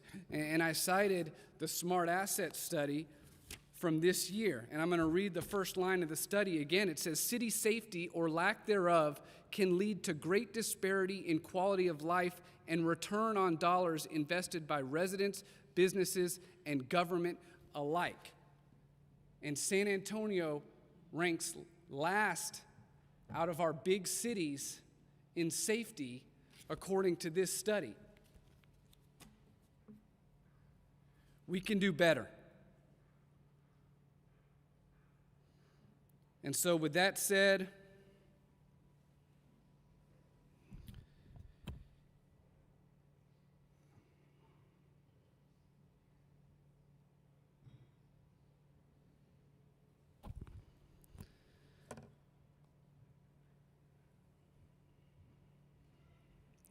I make a motion at this time to amend the proposed budget to include an additional 25 police officers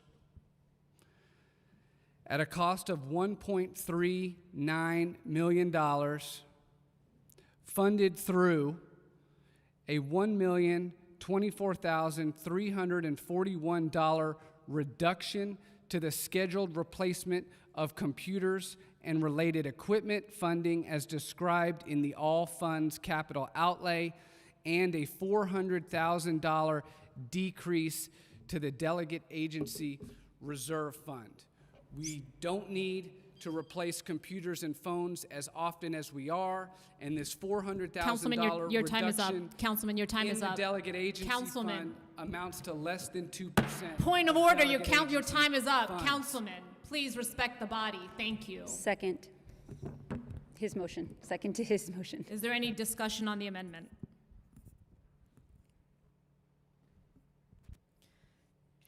Councilman, have you done an analysis of the cybersecurity risks that the city would potentially incur as a result of not funding those required updates? Yeah, thank you for the question, Mayor. I've spoken with our city manager about the schedule and how it's approximately 20% of our departments that get new computer equipment and phones each year.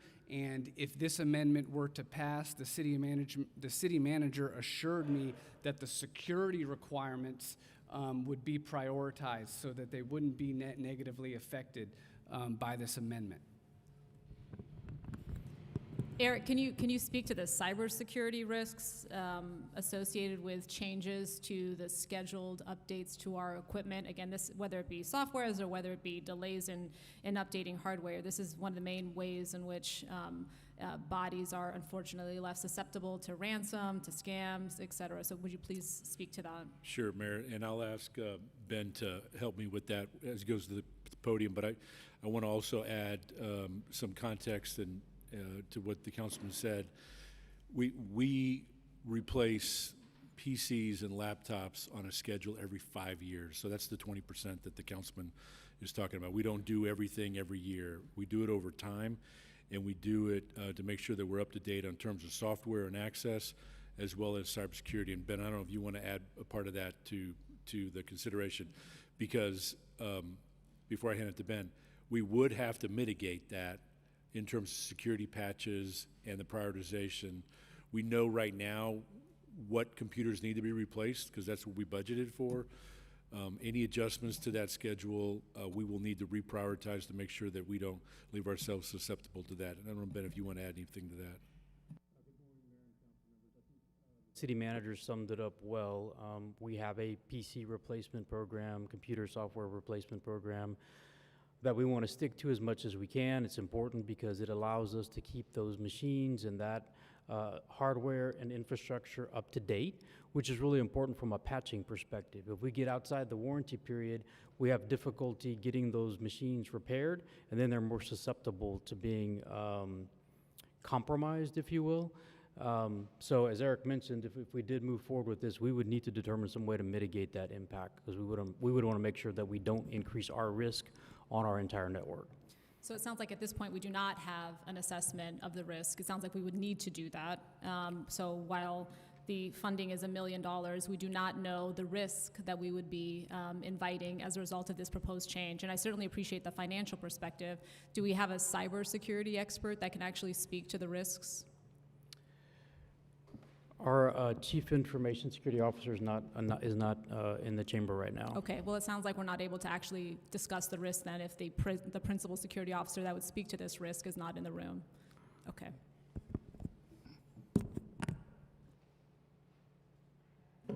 Thank you.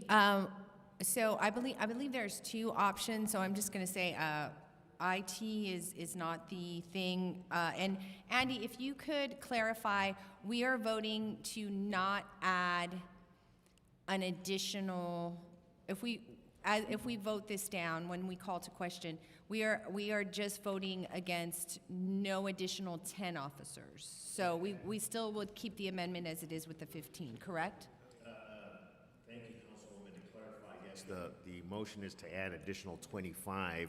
If the council votes down the proposed amendment, we will preserve the additional 15 that would include them, that would then have 40 total added. So yes, so you're only voting on the motion to add an additional 25. Okay. Yeah. If no other council are going to discuss, I'd call to question so we can vote, because I know we have another option coming up next.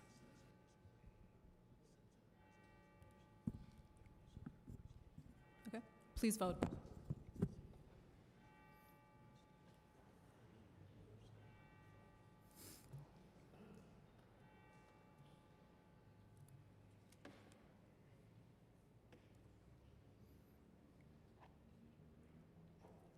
The motion fails.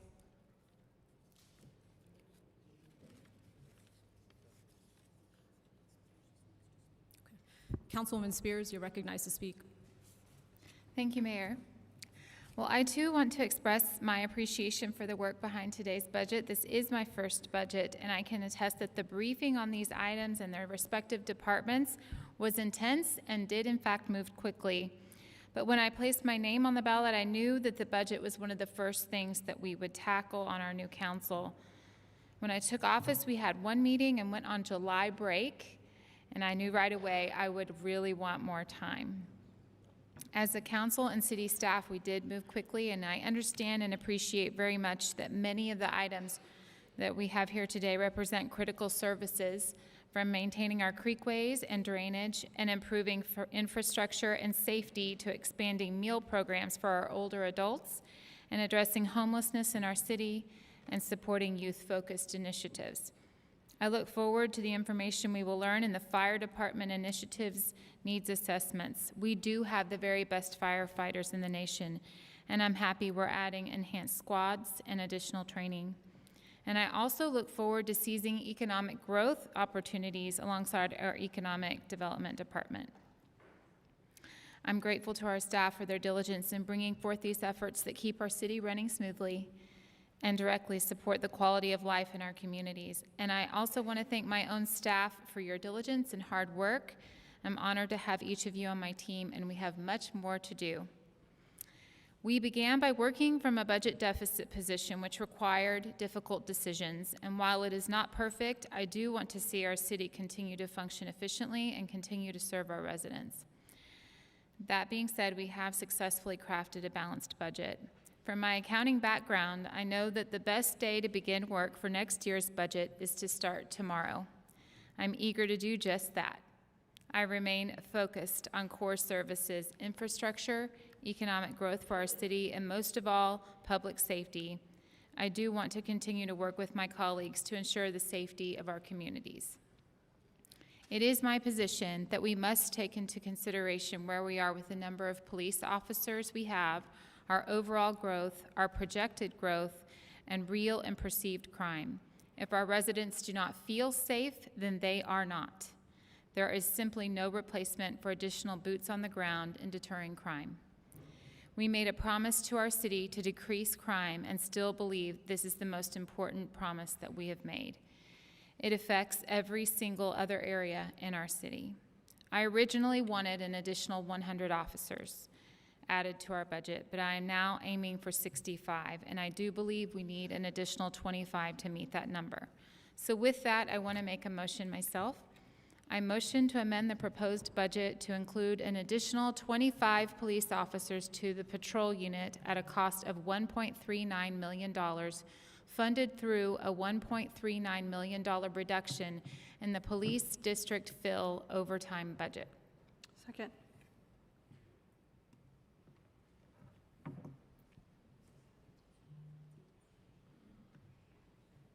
Is there any discussion on the amendment?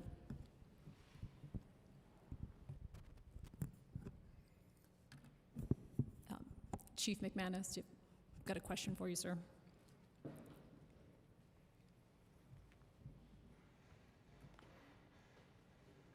For the edification of this body, reducing the overtime budget by $1.39 million, would that in fact negate the need to refill that same budget with $1.3 million? I understand it. There may be times where you have to pay overtime, not necessarily because there aren't enough officers, but rather based on the day of the year they are in fact working, for example. So would taking $1.39 million from the overtime budget to pay for these additional officers, would we in fact have to come again and refill that based on the need for overtime at a minimum based on the contract with the police? Mayor, excuse me, I really don't have a great answer for that question. Okay. Well, okay, thanks, Chief. Eric, if you'd like to answer well, that. yeah, I mean, I think that, and I think the I'll give you the not so straight answer, right? So, we spend that overtime to fill a patrol district. To your question, if we have less money there, to be honest with you, he's going to fill that position because we've got to have that patrol district filled, so we're going to spend that money anyway. So we're probably going to be over budget as we go into it. And I think that's the difficulty. I'm not, if we were, that's a requirement of the service. And so if we have every patrol district, every day, every substation has to be filled. And that's where we respond to the calls. And so we can't have, we shouldn't have, in normal cases, unfilled districts when we start shifts. Things happen, big events happened, and officers go and they leave their shift, their patrol district to respond to a larger call.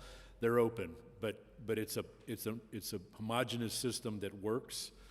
I think that the chief's answer is that, or non-answer to you is that that's not where we probably need to be, and I think we would probably still need to if this is an amendment that you all propose, we'll reduce that expense, but overspend if we have to make sure that those patrol districts are filled. Mayor, if I may? Yes, Chief, please. So the discretionary overtime that Eric just mentioned, I'm sorry, the overtime that Eric just mentioned is not discretionary overtime. Most of it comes from district fill and callback, which again is not discretionary. So it's, to Eric's point, we may wind up going over budget in that area. Okay, so if I may, just to summarize what you said, Chief, if we remove the $1.389 million from the overtime budget as you described to pay for these additional officers, we may go over budget then if we need to backfill. Is that correct?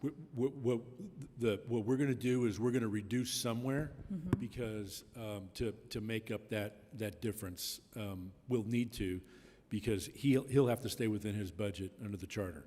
So we'll make adjustments somewhere.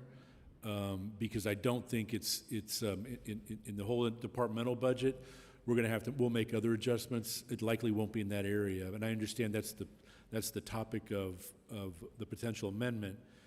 If we overspend there, we will do less somewhere else, and that's up to the chief and his team to manage that allocation. Okay. Chief, I know we're putting you on the spot here, but can you speak to kind of top of mind things that would go unfunded as a result of that?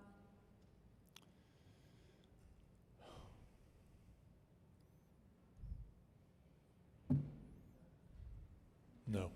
Okay. And that's why I think it's really difficult for us to have these conversations absent any data or analysis to suggest any impact on, in fact, public safety. Are there other, Councilman White, if there are others that would like to speak, please raise your hand. Yeah, just briefly, I want to make clear that Chief McManus and his entire department do an absolutely phenomenal job. These are hardworking, brave individuals that go to work every day trying to keep our city safe. But we've got, more than 400,000 hours of overtime that these folks are putting in. I think they need help, and that's why we need these additional 25 officers. Chair Villagrán. Yes, I want to increase the, you won't say it, but I will. It will be the safe officers, because they will have to be pulled if there's a big event downtown and they need coverage, because I worked for PD for 7 years, and when I would be like, where are the safe officers? Oh, they had to help cover here.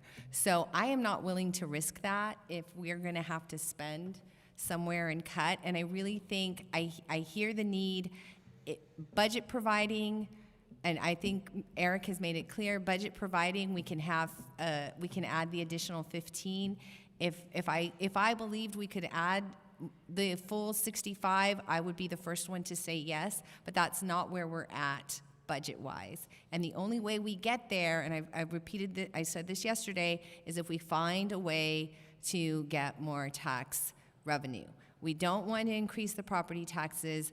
I hear complaints about increasing the fees, and my priority is my residents. My residents love my safe officers, and what I don't need is my safe officers having to cover for somewhere else because of overtime. So I encourage all my council members this is not a ride along. You need to do at least 2 to 3 days just sitting there watching where these officers have to go, where patrol has to go, and what SAFE does. With that, I won't be supporting this item. I do look for solutions. I think federally, our federal government needs to help us with what we have, and I am committed to go out and see what they're willing to give us, because we've committed to these additional officers here in San Antonio. So we've done grants in the past. Some of you have mentioned it. There's other specialty projects. I look forward to seeing what public safety has to come, because there's opportunities out there, but I trust Chief and his executive team to find them for us and get creative. But if there's even a slight inkling that my safe officers could be impacted by this, I would not be supportive. So thank you, Chief, for coming up, and thank you, Eric, for the explanation. Thank you, Mayor. Chair Core. Thank you, Mayor. I just quickly wanted to comment that I appreciate the innovation in trying to find a solution for the thing that you're advocating for, but I talked with some of the officers, and the officers want their overtime. They actually want to be able to work on the events, and they want to be able to go out and get that extra income. So they were not supportive of, they couldn't tell me which one they would pick, because they're obviously, they want support in the field, but people work those shifts because they want them, at least for some of them. Thanks, Mayor. Would anybody else like to speak on this item? Okay. We'll move to vote on this amendment.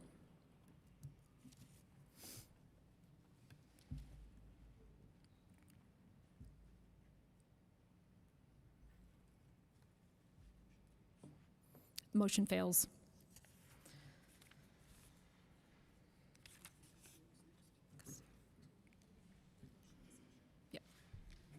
Councilwoman Castillo. Thank you, Mayor. These last few minutes reminded me of the time I accidentally took theater, and I did the work on paper, but I didn't participate in the theatrics. But I'm very excited for today. We know that the budget is where principle meets policy, right? And with that, I'm extremely grateful for the work that city staff and, of course, the rank and file city staff that are doing the work out at our parks, out in our community centers, and all throughout the city of San Antonio, making sure that those needs that our residents are calling us about are being addressed, and we're working towards a resolution.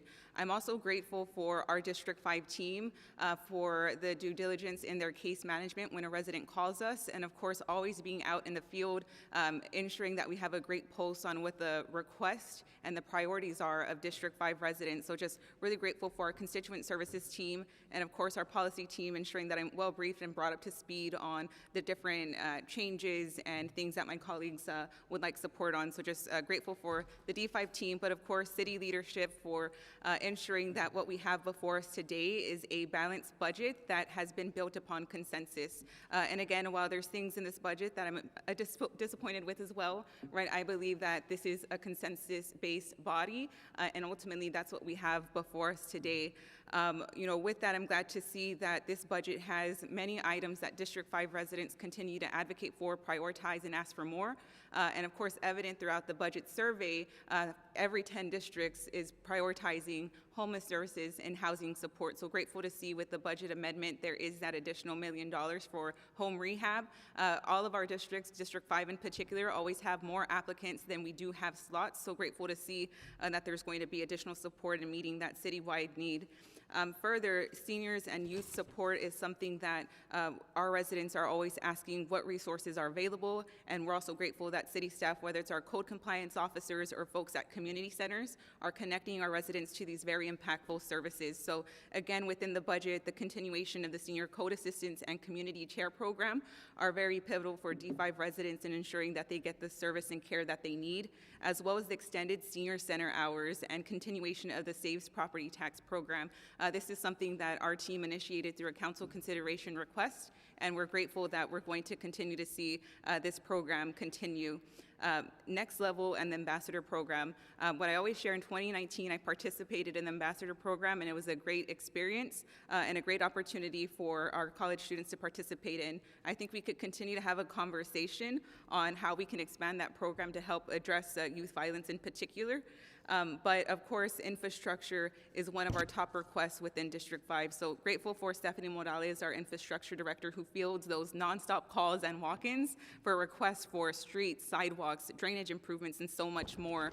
So pleased to see that staff found a solution to restore the CIP funding, and of course, always grateful to see that there's a continued investment in NAMP and street maintenance programming, and of course, grateful for the leadership of Dr. Kaur in ensuring that we kept that street lights and flashing stop signs funding to continue to meet those needs. There's a lot of improvements in city facilities that I know city staff and our constituents who visit them are grateful for, like the HVAC improvements and of course the new roof at some of our facilities as well.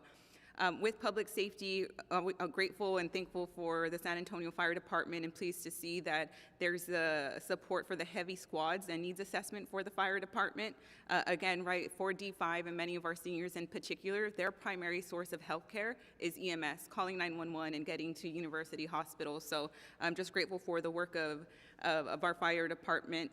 And of course, the continuation of ACS investments like Pet Care and Connect program. And I'd be remiss if I didn't thank Karen Spear, who's here in the audience, a member of the ACS board, always sharing with our D5 team, right, where there's opportunity for us to allocate more funding or what services are needed in terms of what residents in D5 are asking for regarding animal care service support.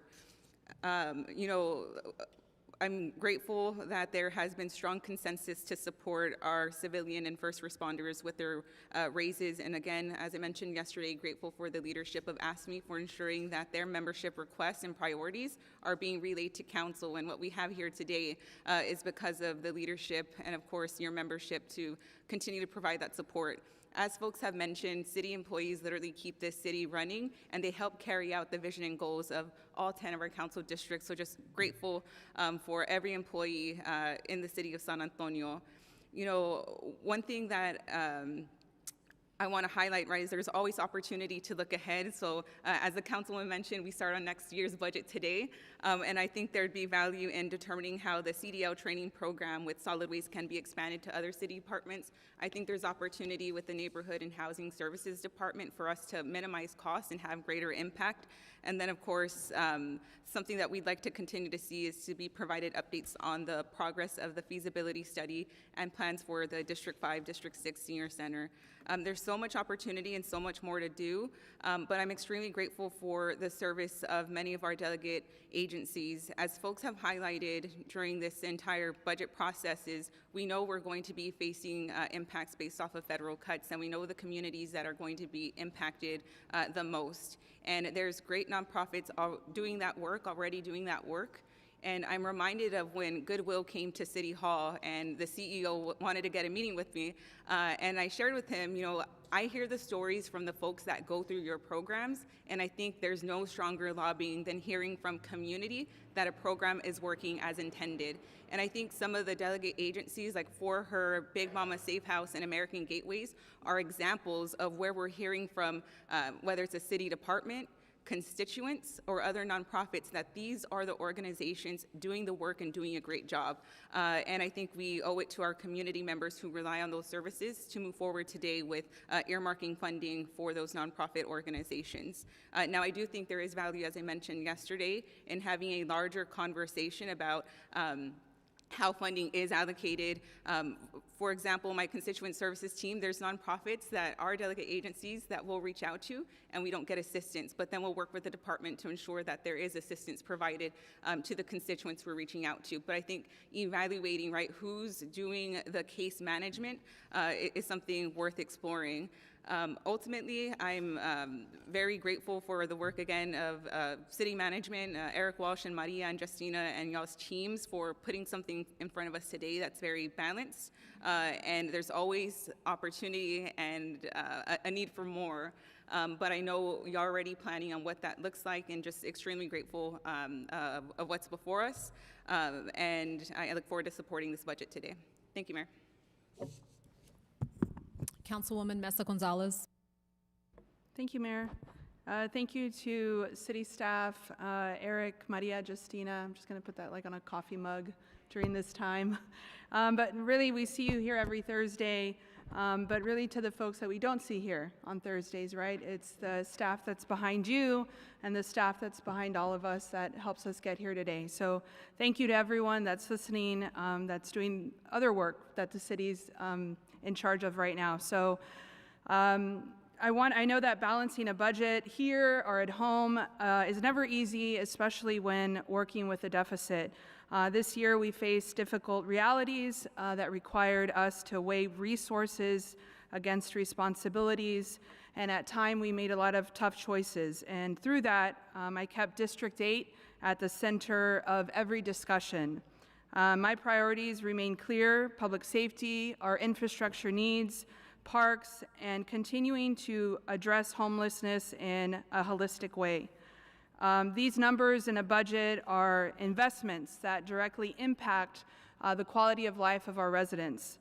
And this budget is responsible, it's forward-looking, and it's rooted in the needs, I know, of my District 8 families. I'm proud of the work that we've done as colleagues, and I remain committed to ensuring that as we face the challenges of the years ahead, the voices and priorities of District 8 will continue to guide my decisions. I want to highlight a couple of accomplishments. Councilmember Castillo-Anguiano walked off, but want to just recognize him somewhere in the back, just for his time and him answering the call to serve. It's a call that we all have heard and we've answered. That's why we're up here. And so I just appreciate his willingness. I know Thrive Center misses him and needs his work. So back to the accomplishments that I know will impact District 8 and the rest of the city. First and foremost, that 2% pay increase for all our city employees. Thank you to AFSCME for fighting on behalf of our city employees and working with city staff to make this possible. Support the 40 new officers that are included in this budget. That supports the city's multifaceted violence reduction strategy. Appreciate restoring the funding back for our radar feedback traffic signs and flashing stop signs.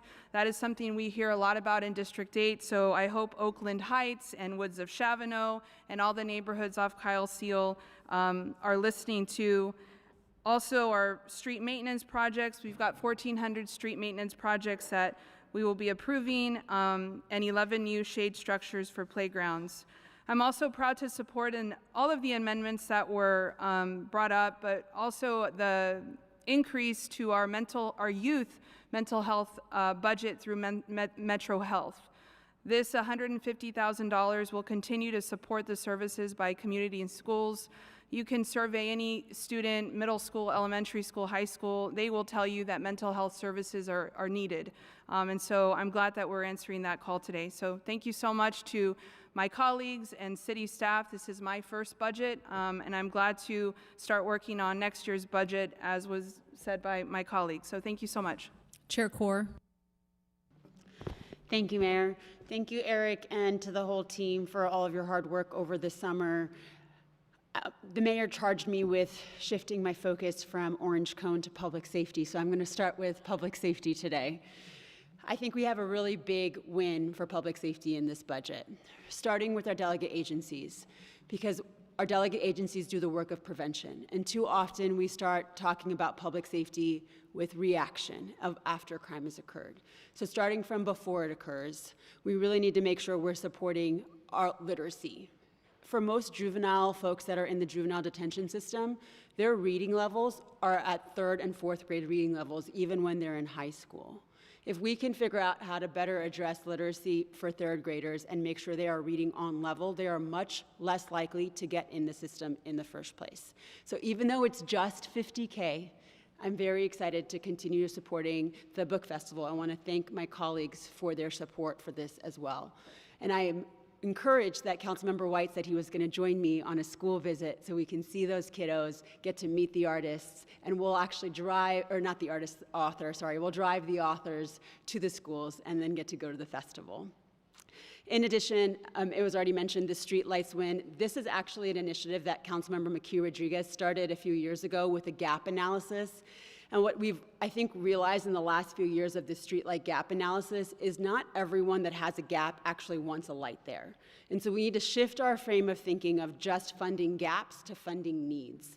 And so I'm hopeful that through the Public Safety Committee that we can actually look at where are the needs in our areas around schools, around transportation hubs, so we can use this $5 million that's in the budget this year for streetlights in those areas. In addition, other delegate agencies for her and Rape Crisis Center, one of the charges of our Public Safety Committee is interpersonal violence. And what we saw after COVID was a huge spike in domestic violence cases that came up. And that has not gone back down. And so these organizations do amazing work and support for those survivors. And so I'm really grateful that they have funding in the budget. However, I want to say, Eric, I know we're taking funding out of the reserve for those, but I'd like for us to look at, Maria, at the 6 over 6 budget to see if we can find additional funding so that we're not taking that funding from other delegate agencies for the last 4 months. The radar feedback signs. I've talked about this a lot, and Misty yesterday mentioned about speeding and that how everyone complains about speeding on our streets. And quite unfortunately, our patrol officers aren't going to spend their whole days out there giving tickets for speeding. And so radar feedback signs are a good way to actually just check someone to say, how fast are you speeding in the neighborhood, so that people can actually slow down when they see that. So I'm grateful that we have an additional $500K for that. That's going to be allocated based on need. And so again, we have to continue to go back throughout our entire budget and make sure we're focusing on need and not just equitably distributing or equally distributing, across the areas. I also wanted to commend Eric and the team for coming up with the funding for the vacant building officer position by increasing the fine. I think that's a big thing that we talked about, and so I'm glad that we were able to fund that in DSD. And then Councilmember Mesa Gonzalez just mentioned the mental health support, and I wanted to commend the mayor for pushing Metro Health to help increase those fines to find that fee for the additional support for mental health for our kiddos, as was just mentioned.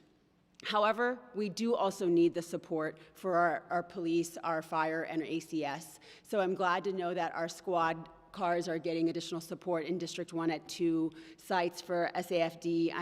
I'm excited that we're getting additional police officers in the amended budget this year. Thanks, Eric, again, also for finding the funding. I'm hoping, Chief, that some of those officers will be safe officers, because we know we need that. So I know that wasn't specified in the amendment, and I'm just hoping that we'll use some of those 15 officers to be additional safe officers.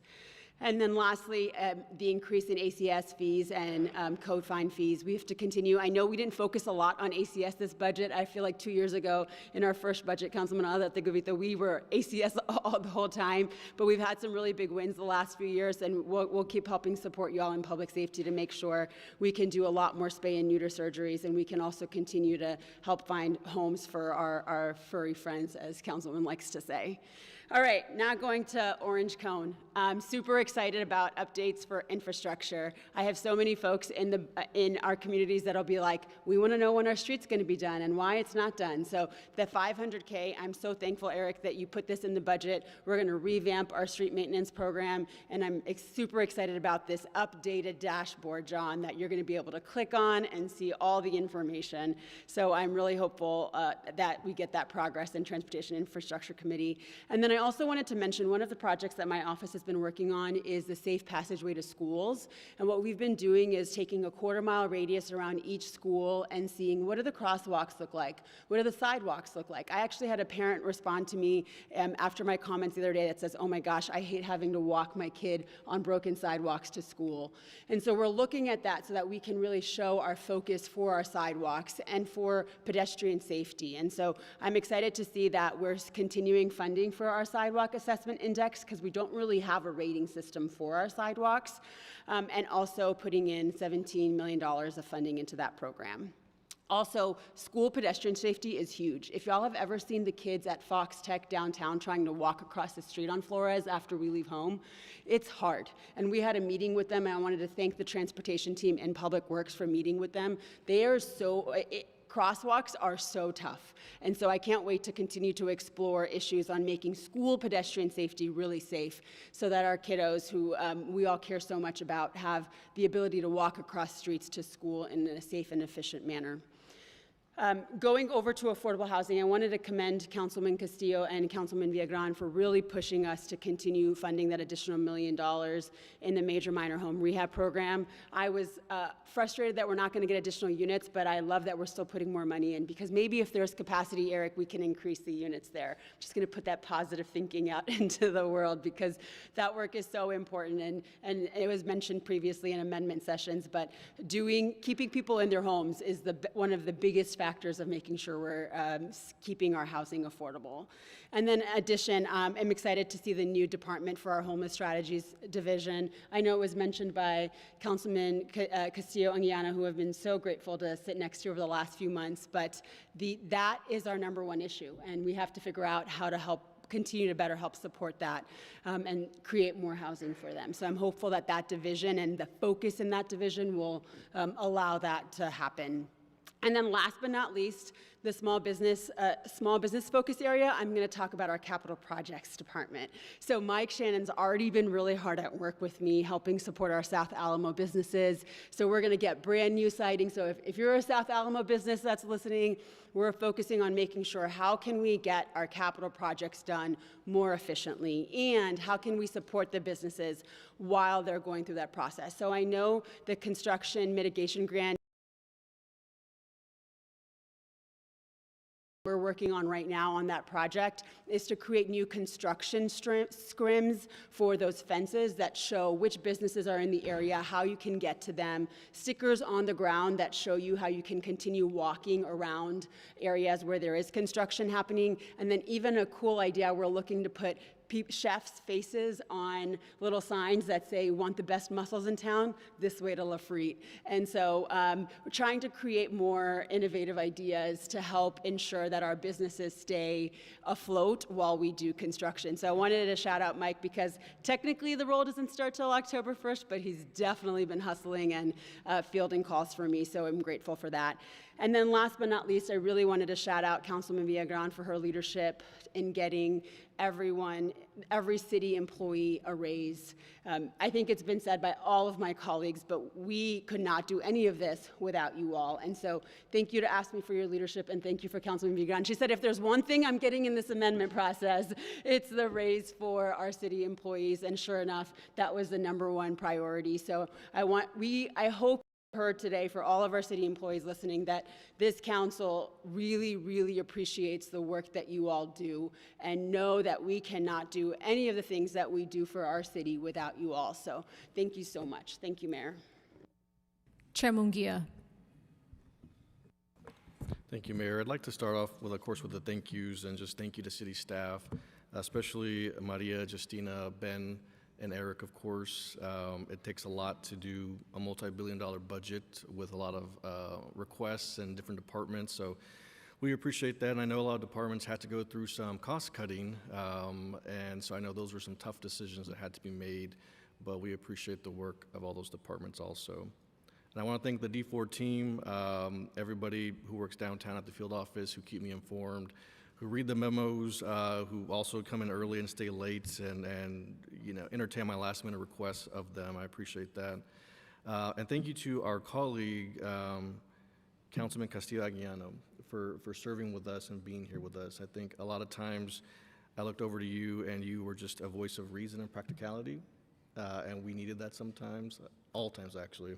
And I just appreciate your work and your kindness, and you were just from day one ready to get started and do the work. It was always about service for you, so I appreciate that. You know, budgets are an example of scarcity, right? We don't have limitless funds. Taxpayers have to put into this.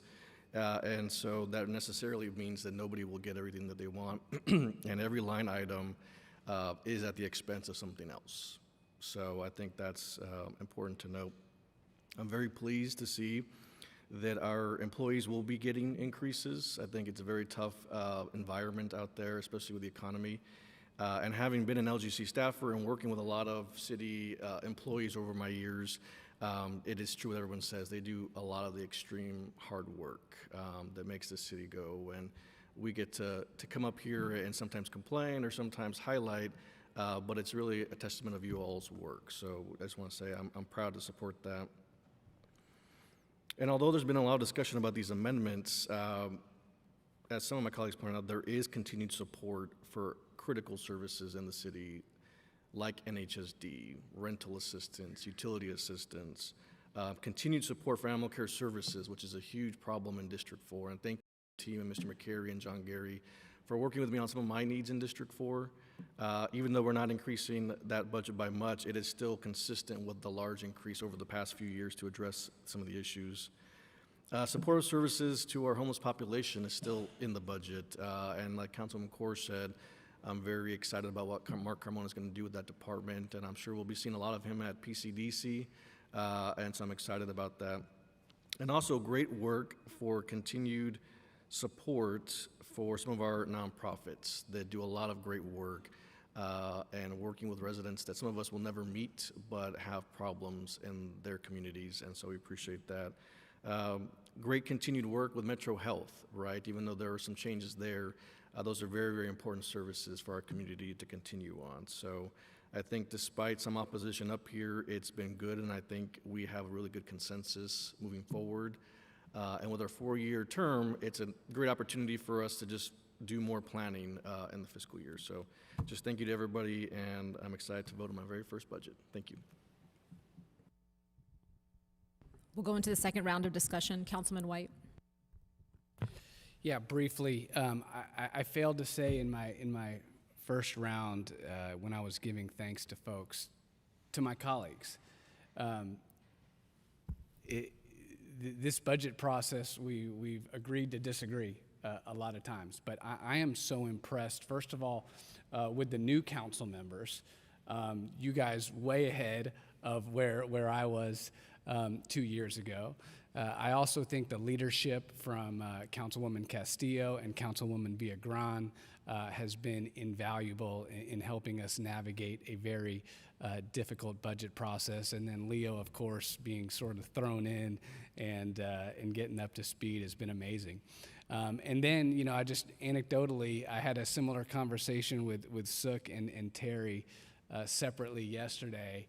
And they were like, oh, you won on this. And I was like, whatever, you know, you won on that, you know. And that's really what consensus government is all about, right? You're never going to win on everything, and you take the wins and losses as they come. But I truly appreciate each one of you and what you've brought to this process, and I think it bodes very well for our next 4 years, how we were able to very civilly debate this over the past month and get to where we are today. So I appreciate all of you. Thank you.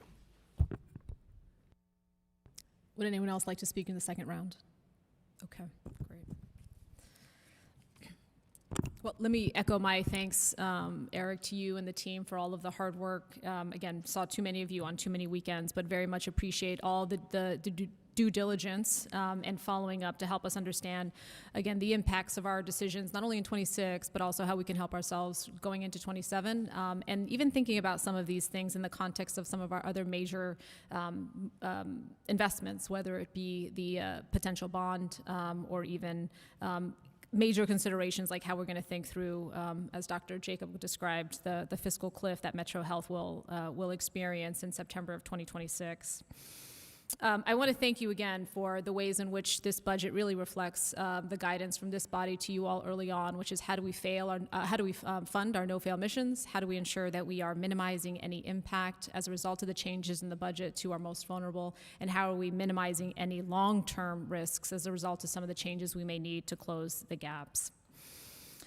I do want to reiterate for those that may be concerned and are watching very closely certain programs that are going to be handled differently. We have asked Eric and the team to ensure that we are monitoring the implementation of those, whether you're talking about Project Worth or spirit and intent of the services provided to the community remains the same. And so we'll look to the staff to help us understand if any of the modifications in how we provide those services have in fact impacted the level of service as we would expect. Again, as those are in some of the most critical areas, mental health, public health in particular.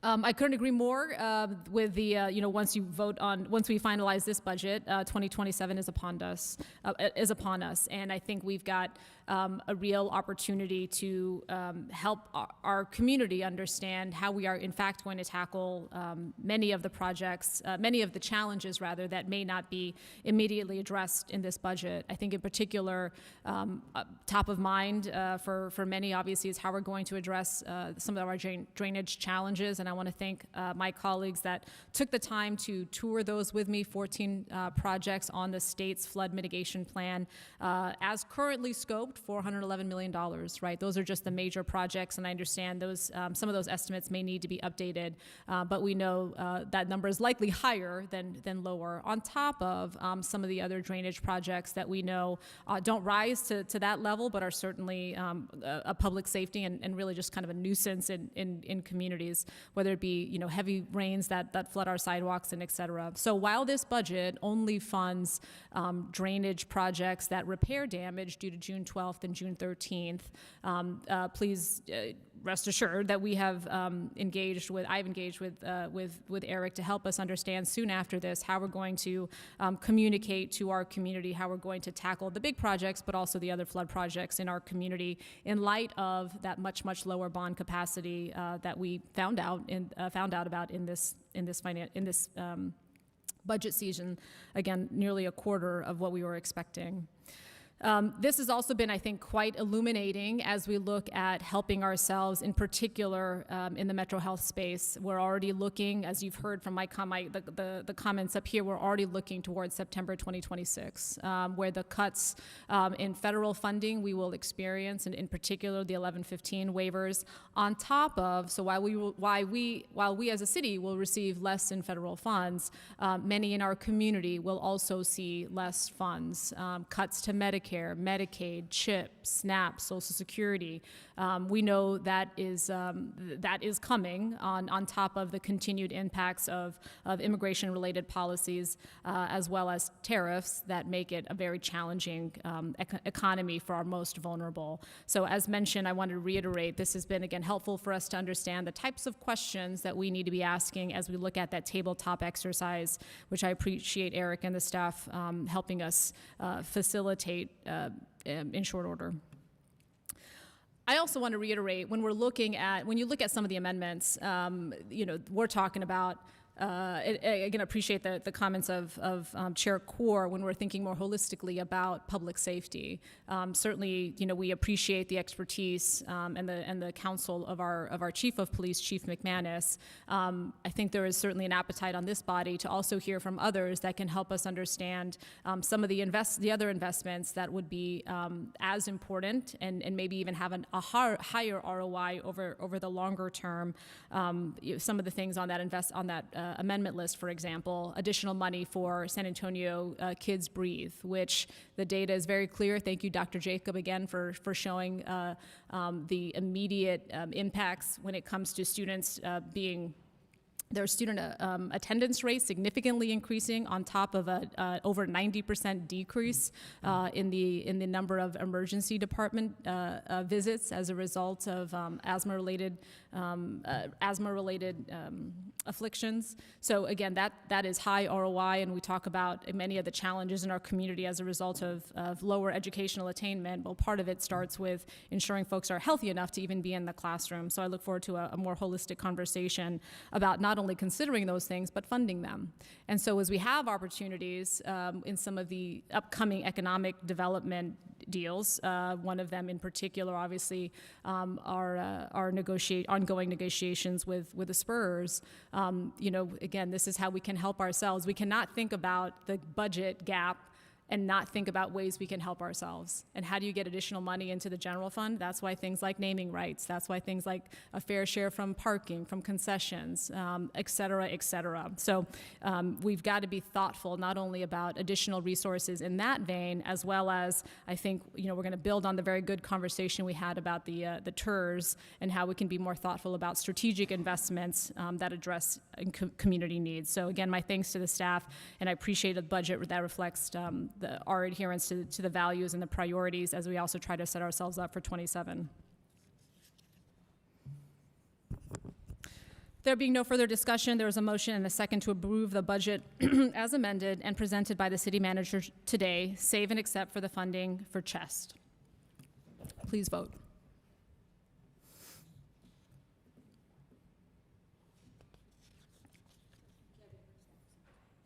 She's a yay.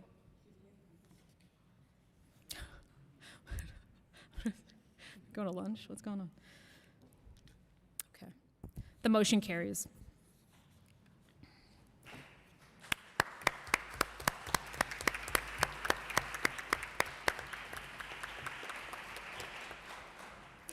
The next item is funding for CHEST, and Councilmember Viagran will be recusing. Councilmember Munguia, can I get a motion to approve the funding for CHEST? I move to approve the funding for CHEST. It is moved and seconded to approve the funding for CHEST. Is there any discussion? Okay. Please vote.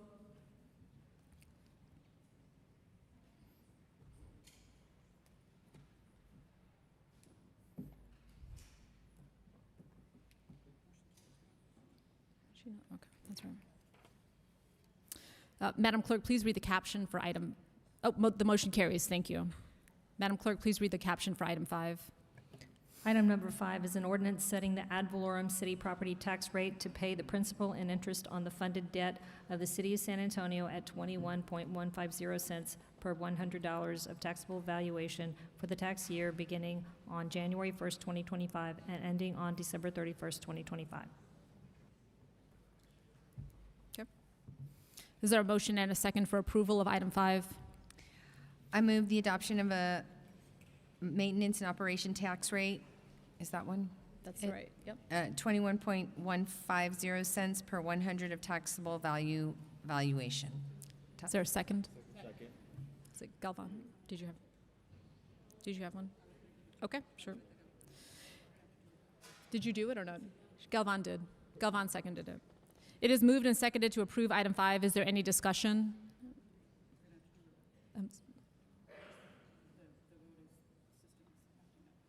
Okay, we will do a voice vote for item 5. All in favor, say aye. Aye. All opposed? Motion passes. Madam Clerk, please read the caption for item 6. Item 6 is an ordinance setting the ad valorem tax rate for maintenance and operation of the city of San Antonio at 33.009 cents per $100 of taxable valuation for the tax year beginning on January 1st, 2025 and ending on December 31st, 2025. Is there a motion and second for approval of item 6? I move the adoption of a debt service tax rate of 33.009 cents per 100 of taxable valuation. Okay. Is there a second? Did you get it? It is moved and seconded to approve item 6. Is there any discussion? Okay. There being none, please vote. Voice vote. All in favor say aye. Aye. Okay, all opposed? Okay, motion passes. Madam Clerk, please read the caption for item 7.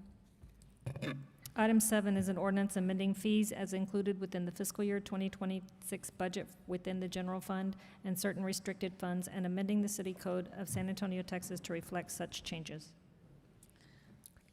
I move approve of the fee ordinance. Okay, is there a second?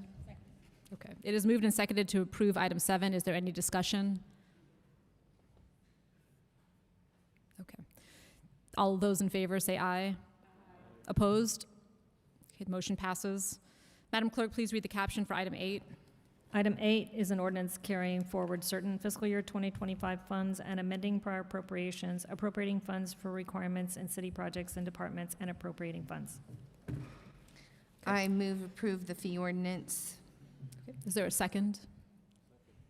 That was Mungia. Yep. It is moved and seconded to approve item 8. Is there any discussion? Okay.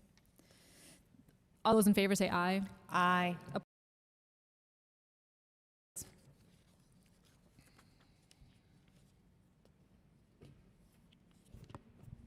Okay.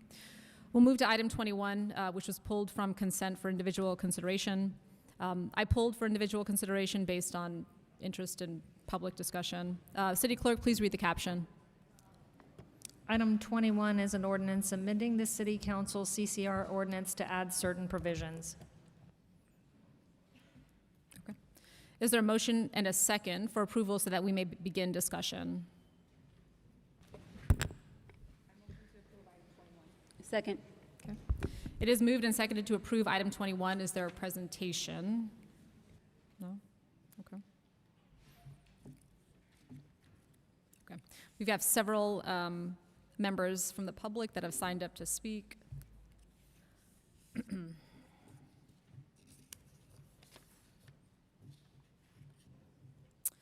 John Bachman.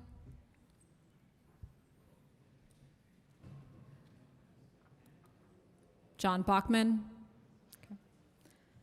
Jack Finger.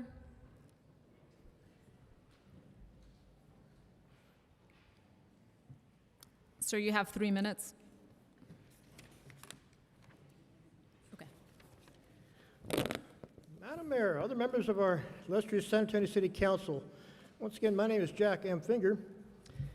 About 2.5 centuries ago, there were a bunch of old white men. Yeah, that's what they were, across the pond. They were over in merry old England, and they did not like the tyranny that they were living under the king. And so they said, hey, king, we're moving. And so they did. They sailed on some leaky boats about 2,000 or 3,000 miles to a brand new land. Nobody there except maybe a few Indians. And they said, hey, we now have a chance to establish our own country with our own rules. We don't have to live under tyranny. And so they did. And that led to something called a Declaration of Independence from merry old England, and later on a Constitution, which incorporated the ideals that the people rule. And they rule through their elected leaders that they vote upon. And those voted leaders can rule, they govern, yes, they govern for a certain period of time, and after a certain period of time, the people say, we don't like the way you did it, we're getting somebody else, or they say, hey, you're good enough, we'll keep you in there. So that led to state constitutions with the same ideals and city charters with the same ideals. So, and those ideals say, the people rule, we elect you the leaders, you govern, you say what goes, and you shall not be infringed by a city attorney or a city manager. No, you will not, you shall not, you shall not be vetoed by them. And so, now sometimes, Madam Mayor, I know your fellow colleagues around up there seem as dumb as a box of rocks at times. Because of some of the decisions they make, but regardless, they are your fellow boxes of rocks sitting around you, and you have to deal with them at times there. So yeah, and I know there are times when the city manager, city attorney need to comment on their CCRs, but until you get it codified that the city attorney and the city manager have a right to weigh in upon these things, what these boxes say, go. So yeah, I think you're just going to have to deal. Feel free to put it in the code, but until then, we deal with it with a bunch of boxes here. So, thank you. I'd like the record to reflect Councilwoman Castillo would like to be recognized as a box of chocolates. Thank you. You never know what you're going to get. Can attest. Okay. All right. That's it. Yeah, that's it. Now move on to council discussion. Please let me know if you'd like to speak on this item.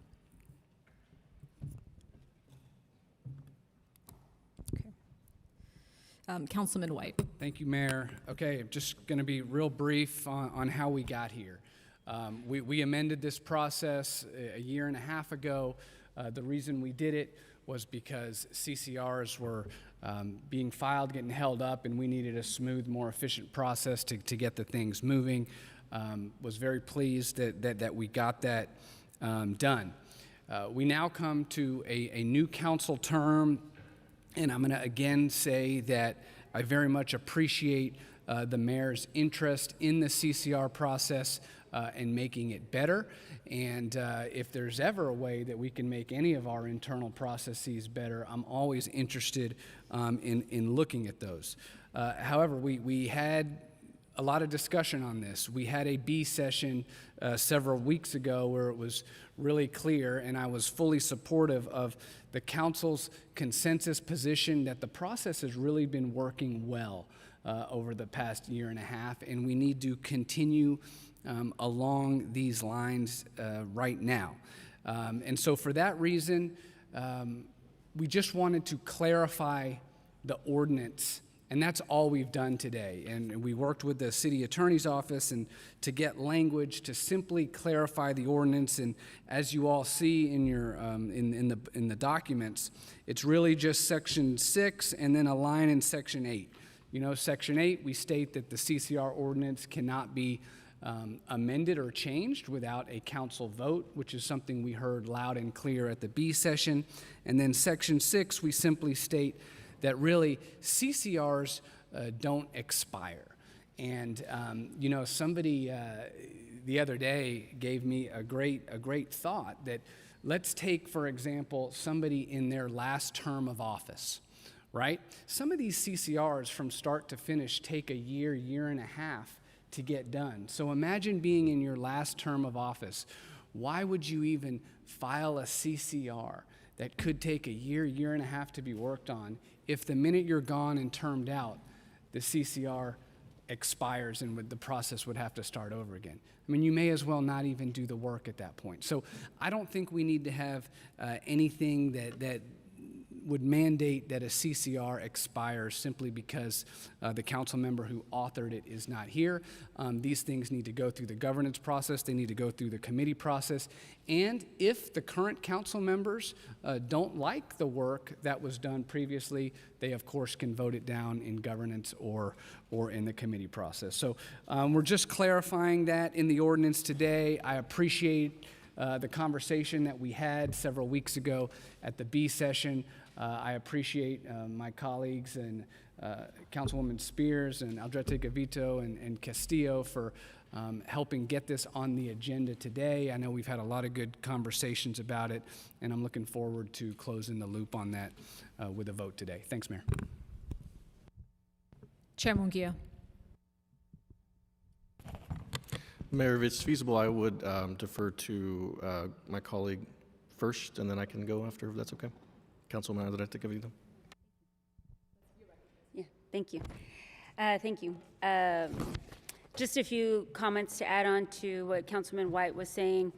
I do want to stress that a majority of CCRs are filed to, either by feedback from our residents and to address resident concerns. So slowing it down is problematic in and of itself. I also want to highlight a CCR that my office filed addressing cluster mailbox theft. We filed it on October 23rd, 2024. Then it went into governance January 15th, 2025, and then Public Safety Committee on March 17th, 2025. So out of that process, a task force was formed. There was multiple meetings held by SAPD.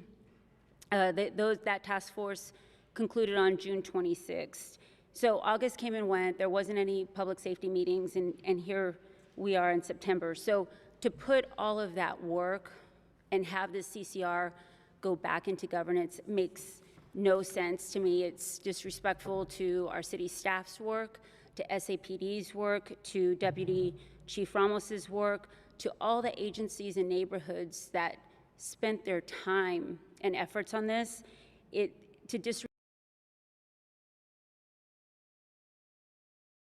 Is our new council colleagues to get brought up to speed. They can get brought up to speed pretty simply by going back and watching old meetings, by getting briefings, by talking to council colleagues to say, hey, what was the thinking process here? And they will get input on the process by where they sit on committees, by sitting in governance, by having a seat on the dais. So the new council members' input is taken into consideration. They have a valuable role to play. I'm often reminded that what Mayor Nierenberg said, that local government is very much like a relay team. We hand things off to each other, and together we're getting things done on behalf of our city. One other quick thing I do want to note that is, the thought of, well, let me take a step back. This body of government is the closest body of government to the people. So to say that we want to mirror the state and federal government doesn't make any sense. I mean, all of that bureaucracy just doesn't make sense, especially when it's our taxpayer dollars on the line. I also, will say that in looking at me and my office's work on cluster mailbox theft, We're actually working on it because the federal government can't. So I do want to highlight that. We're trying to address resident concerns. And so, you know, just want to echo, we have a good CCR process. We need to keep it going. Resident concerns don't start and stop when we get elected and when we get into office. There is a pressing need to solve resident concerns. This is the body that they elected to do that, and so we got to do our job and get this work done. Thank you. Chair Munguia. Thank you, Mayor. Definitely appreciate the conversation, you know, since we got in on this. And although a new council member, certainly no stranger to the CCR process. And at the time when the amendments were being changed, I remember having some concern about some of the language there, but understanding that council members wanted some, you know, definitive timelines and some, you know, things to hold to be accountable with the policy recommendations that they were making. I would also say, you know, we are continuing work. I'm sure a lot of pieces of the budget we just passed were things were championed, programs, departments were championed by previous council members that we still do now. I would also say that CCRs are not the only way for council members to be effective. You have a vote at this council up to your very, very last meeting here. And so if it's been working great, I would say also that the unofficial policy before this day was that council members who were no longer here did not have CCRs return. That was the unofficial policy that we had. Great example, we talked a lot about District 1. The councilwoman's predecessor had a short-term rental CCR. After her predecessor did not return, that CCR did not come back. It came back because my predecessor brought that item to her committee as chair to discuss. But other than that, it was not going to come back in the CCR process. Now, did we take a look at the CCR and say, sure, these are some things we want to continue discussing at PCDC? Yes. Did we get stakeholders involved? Absolutely. But that was the prerogative of the chair. So it was not an automatic return. That's what's been happening here. So if it's been working great, that was part of the process. I would also say that most of us probably didn't get here by saying that we are going to uphold our predecessors' work. Yes, obviously some of us agree with what our predecessors did, and we continue support on that, but I didn't champion saying I'm going to uphold every single thing that all previous councils did. We all probably run on some aspect of change, and so I think it's important to recognize that. So it's been a lively discussion on this topic for many months now. I would like to offer something in the spirit of bipartisanship, which is a kind of a rare word sometimes in our country. But with that, Mayor, I'd like to move to amend item 21 to add language to new section 6 so that a CCR expires under the following conditions. A, the main sponsor of the CCR is no longer in office, or B, 4 out of the 5 signatories are no longer in office.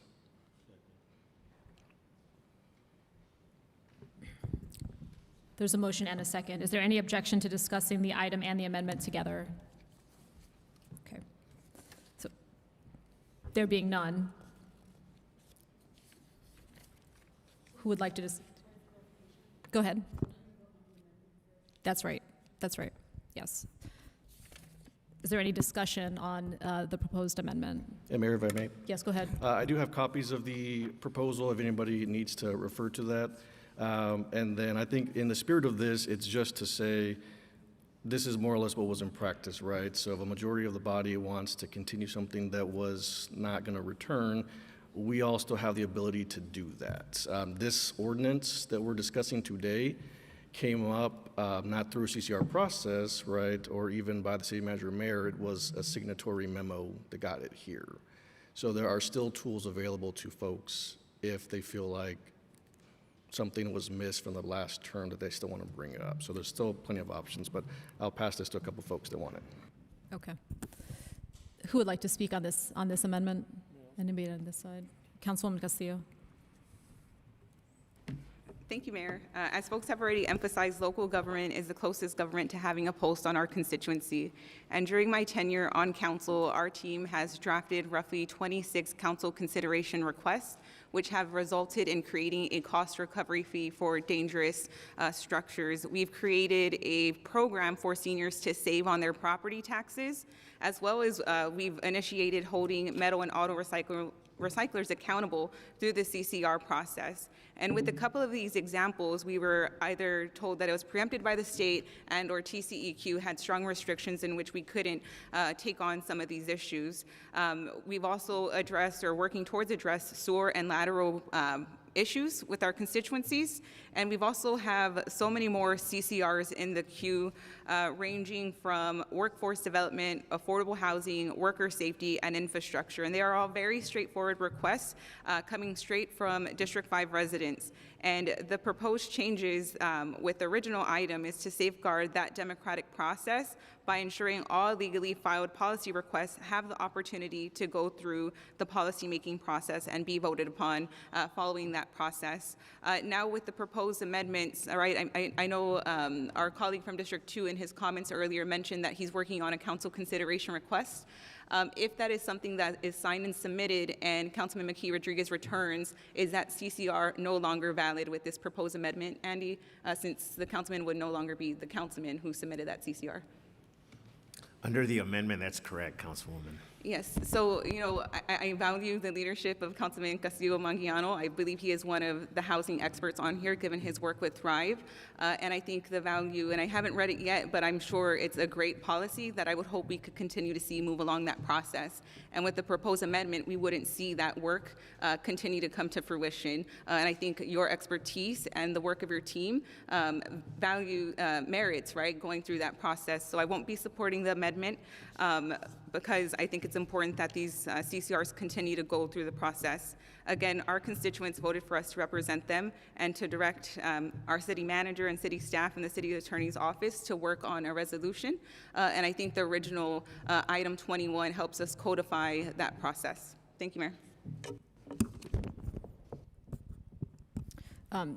In case it informs any other additional comments, as I shared both publicly and directly to you, Councilwoman Aldrete Gavito, it wouldn't disregard the work in any way. As Chair Munguia's effort also does, is it's meant to reflect the will of this council. So again, actually getting the support of additional folks on this council, and then saying, as I asked you directly, are there ones that you'd like to prioritize that are ready for an immediate vote? Those could be fast-tracked, in fact. So it actually makes it much faster than the current process if it was in fact focused on achieving something meaningful for the community. Chair Galvan. Thank you, Mayor. And I want to start off just saying thank you to my colleagues who have been raising this issue over the past few months. I think it's always worthwhile to review the way procedures have been done, typically the way things have been working or have not been working, to give our council an opportunity to really decide and determine how to codify some of these processes that we have that may have not been formalized, and see if there are any gaps that impact our work here. I certainly value the conversations we've been able to have on similar topics to this, as well as this topic today. Something that I think just sticks with me on this is there's concerns that I have on CCR process, thinking about not only what is the process. I think for council members who do term out or do phase off the dais, what happened to the CCRs? To Councilmember Munguia's point, there wasn't an official process for that, right? It was simply that they went away. The CCRs did not go through unless someone else wanted to pick up the work in some other form or fashion, or it was already going through the process as well. And even that sometimes would also fade away. But I think that's part of, simply what city councils and generally government bodies do, is that if that work's not championed, it fades away. There's plenty of things that Councilmember or former Councilwoman Kimball Haverda and I agree upon. We generally agreed on a lot of the work that she was doing, but there's some that we disagree on. One in particular I always think about is the CPS Energy one. It's no shade to her work ethic, nor to the issues she was hearing on the doors or from residents. It's the same issue that I heard as well about rate increases. But my approach is different, right? I think her approach is different, and that's fine. And so there's going to be moments when we agree with our predecessors before us on different issues, and there's going to be ones where we don't. And I think it's worth talking about what happens to those policies and actions in place. I mean, even today, talking about some of the, maybe it was yesterday and, well, a little bit this morning, about the amendments to add more police officers in the relation to the studies cited from UTSA. What this council thinks about that, it may be different than what the past council thought about it. And so the way that we act about that is the way we do different actions on it. And so it's just understanding that some of these CCRs can give us a kind of a roadmap in a way of what could be addressed here, but I think it's worth the city council still reviewing them in full. That same feeling then goes to about CCRs overall. The original CCR process was with 6 members signing on to a resolution and submitting it, or to a request and submitting it to city staff and for a city council meeting to discuss the issue at hand.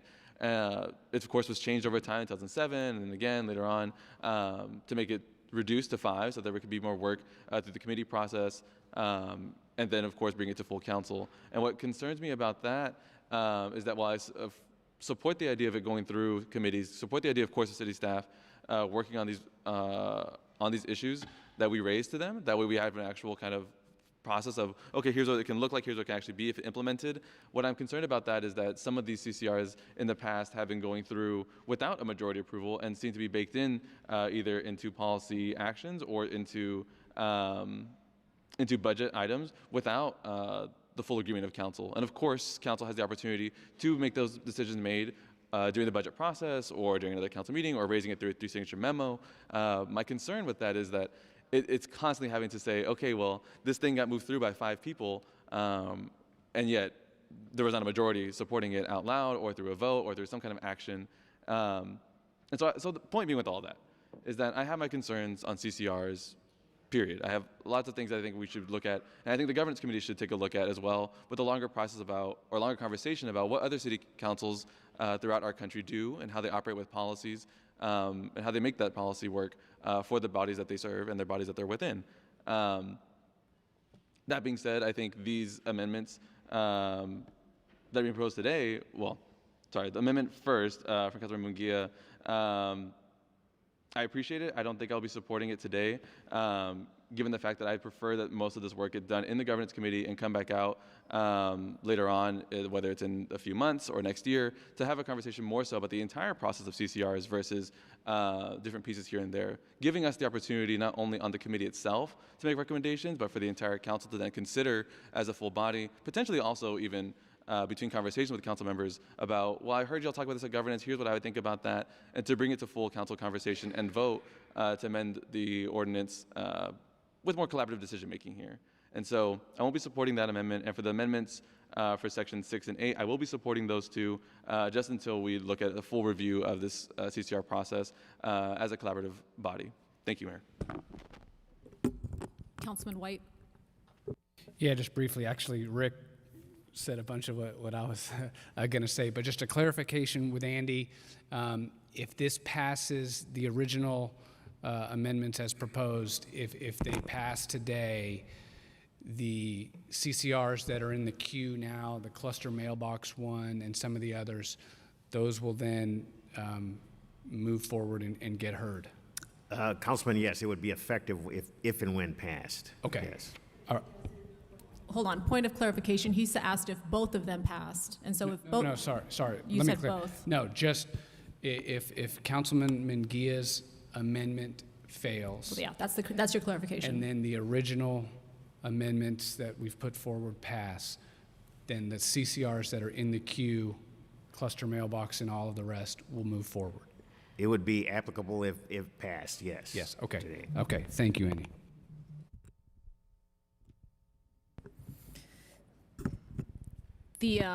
Just to address the point that Councilman White raised in terms of, why would folks submit so many CCRs toward the end of their terms, in part because some of them were running for office. I think that's a pretty obvious explanation for some of that. Chair Viagnan. Thank you. I appreciate the concerns. I'm looking forward to serving on governance. While I appreciate the amendments, sit with District 4 on the governance committee, so I think we can address it there. I want to make it clear, though, however, my expectation, and Andy, you can clarify, is that everything that's sitting in the queue is going to come to governance, correct? First. No, Councilwoman, the way the amendments are proposed, they would stay wherever they're currently at. So in other words, if they were already at committee, they will stay in that committee. Okay, so what's in committee will go to the new committee, and then those chairs will be able to make decisions regarding that. Is it possible that committee could decide to send them back to governance or send them to another committee? Yes, they could. Okay, just because I asked this question because we do now have the educational department, and I think I would like to see some of this, and then based on the direction that the mayor gave us in terms of our committees, I may want to see that encouraged. I'm not going to make an amendment that we do that. I'm just going to ask my council colleagues that are sitting on chairs that if we move forward with this today and you have a CCR that is, I like to call it not ready for prime time, that you feel free to send it to other committees for input too. I think that is going to be the course of action, especially now the way the mayor has set the committees. I feel like she's really working hard to keep us out of a walking quorum. So I think it's important that we look at this as a new opportunity. So while I understand we need to move forward and get this started, I would like, Eric, a list of what's currently in committees that could possibly coming in, and then maybe having new city council members weigh in on what they might like to see at a B session regarding some of these CCRs. Because I won't be supporting the amendments, but I do want to talk about them in governance. But I do think there needs to be more work in communication regarding some of the CCRs coming out, because I know that there were a lot of CCRs coming out towards the end of the year that had to do specifically with campaign-related issues, and that's what I don't want to see us moving forward with. But I think we can, if they're in committees, I think we can handle it there. I also think we can handle it in B session also, because the CCR process, in the 4 years Councilwoman Castillo and I have been here, we have seen it used in a myriad of ways by our former mayor. So we want to make sure that we are kind of having those checks and balances. And I think with the mayor's current process of that one extra educational, I think the educational committee, and then also not having as many council members, so there's not that walking quorum that we get close to, because that's what happens when we're at 5. And Rick mentioned 6, and I was like, yeah, and we were in trouble for that, because it could be perceived like that. So that's what I really want to see, how we move forward with this process. So I won't be supporting the amendments today. I'm looking forward to getting into governance, though, and talking. And I would like Mayor, as the chair of governance, to kind of set a timeline where we come back and maybe do a bigger B session on the conversations in terms of what has worked and what has not worked. So I think we've spent enough time talking about CCRs. Thank you. Chair Munguia. Thank you, Mayor. I'm also happy to get a friendly amendment to change the amendment to add with the exception of an interim council member, because Councilman Castillo is correct. That should carry over. The other thing I would say is that even with these amendments that I proposed, your CCRs would still continue, no matter what. And if you look at the CCRs in Q 2025, there are 2 CCRs that council members submitted who are no longer here. You look at 2024, there are 5 that would be discontinued based on this. So that is a minority of the amount of CCRs that we have. And then, basically our committee will be looking at CCRs filed from council members who are no longer here from 2 years ago that didn't make it anywhere. And so you are correct, it is a relay race, but now that we are here, we get to choose which batons we take forward with us. And this amendment allows us to do that. So I just want to add that clarification. Thank you. Councilwoman Spears. Thank you, Mayor. I think that council members, we're elected to represent our constituents, and so these CCRs just are not just ideas, they are the actual voices of the people that we represent and who elect us. And those voices shouldn't be filtered, stifled, delayed, regardless of who's sitting in the seat. And so I know that the voters are going to hold me accountable for what I do, and not the body necessarily. So when these CCRs are blocked or dropped and the public doesn't see that, the accountability is lost or placed on my shoulders. And so I want to point out governing does not pause or stop during elections, and these do take a long time to complete. And I foresee an unintended consequence, as Councilman White mentioned, that a council member at the end of their term will just simply stop participating in the CCR process because their efforts could be viewed as futile. But to your point, Mayor, then others might fill the pipeline. But in any event, if it's the voice of our constituents, I don't see either. I can see why we would still need to have those listened to and move through the process. So I plan to work the entire time I'm in office, and I would really hate to see my hard work erased. And staff spends a lot of time on this. Tax dollars are spent to move things through the process as well. I think it's my job to get up to speed on the existing CCRs, and that was what I was elected to do as it's part of my job. And I want to ensure that I will ensure that my voice is heard and the collective voices of my constituents are heard. And I did just have a couple of questions for you, Andy or Eric. When did we start the CCR process? Because it's an anomaly for the city. It's not something we do all over this rest of the state. It's something we created, is the way I understand it. And how do the majority of other cities present items for discussion or agendize items throughout the state of Texas? So you don't have, if you don't know all that today.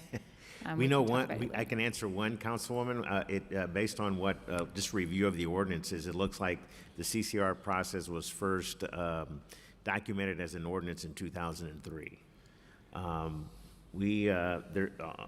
There's a host of different ways that other cities do it. We can come back to you and the council in terms of what some of the examples are, or how other cities agendize policy ideas. And Councilwoman, prior to 2003, there was another process that involved 6 signatures.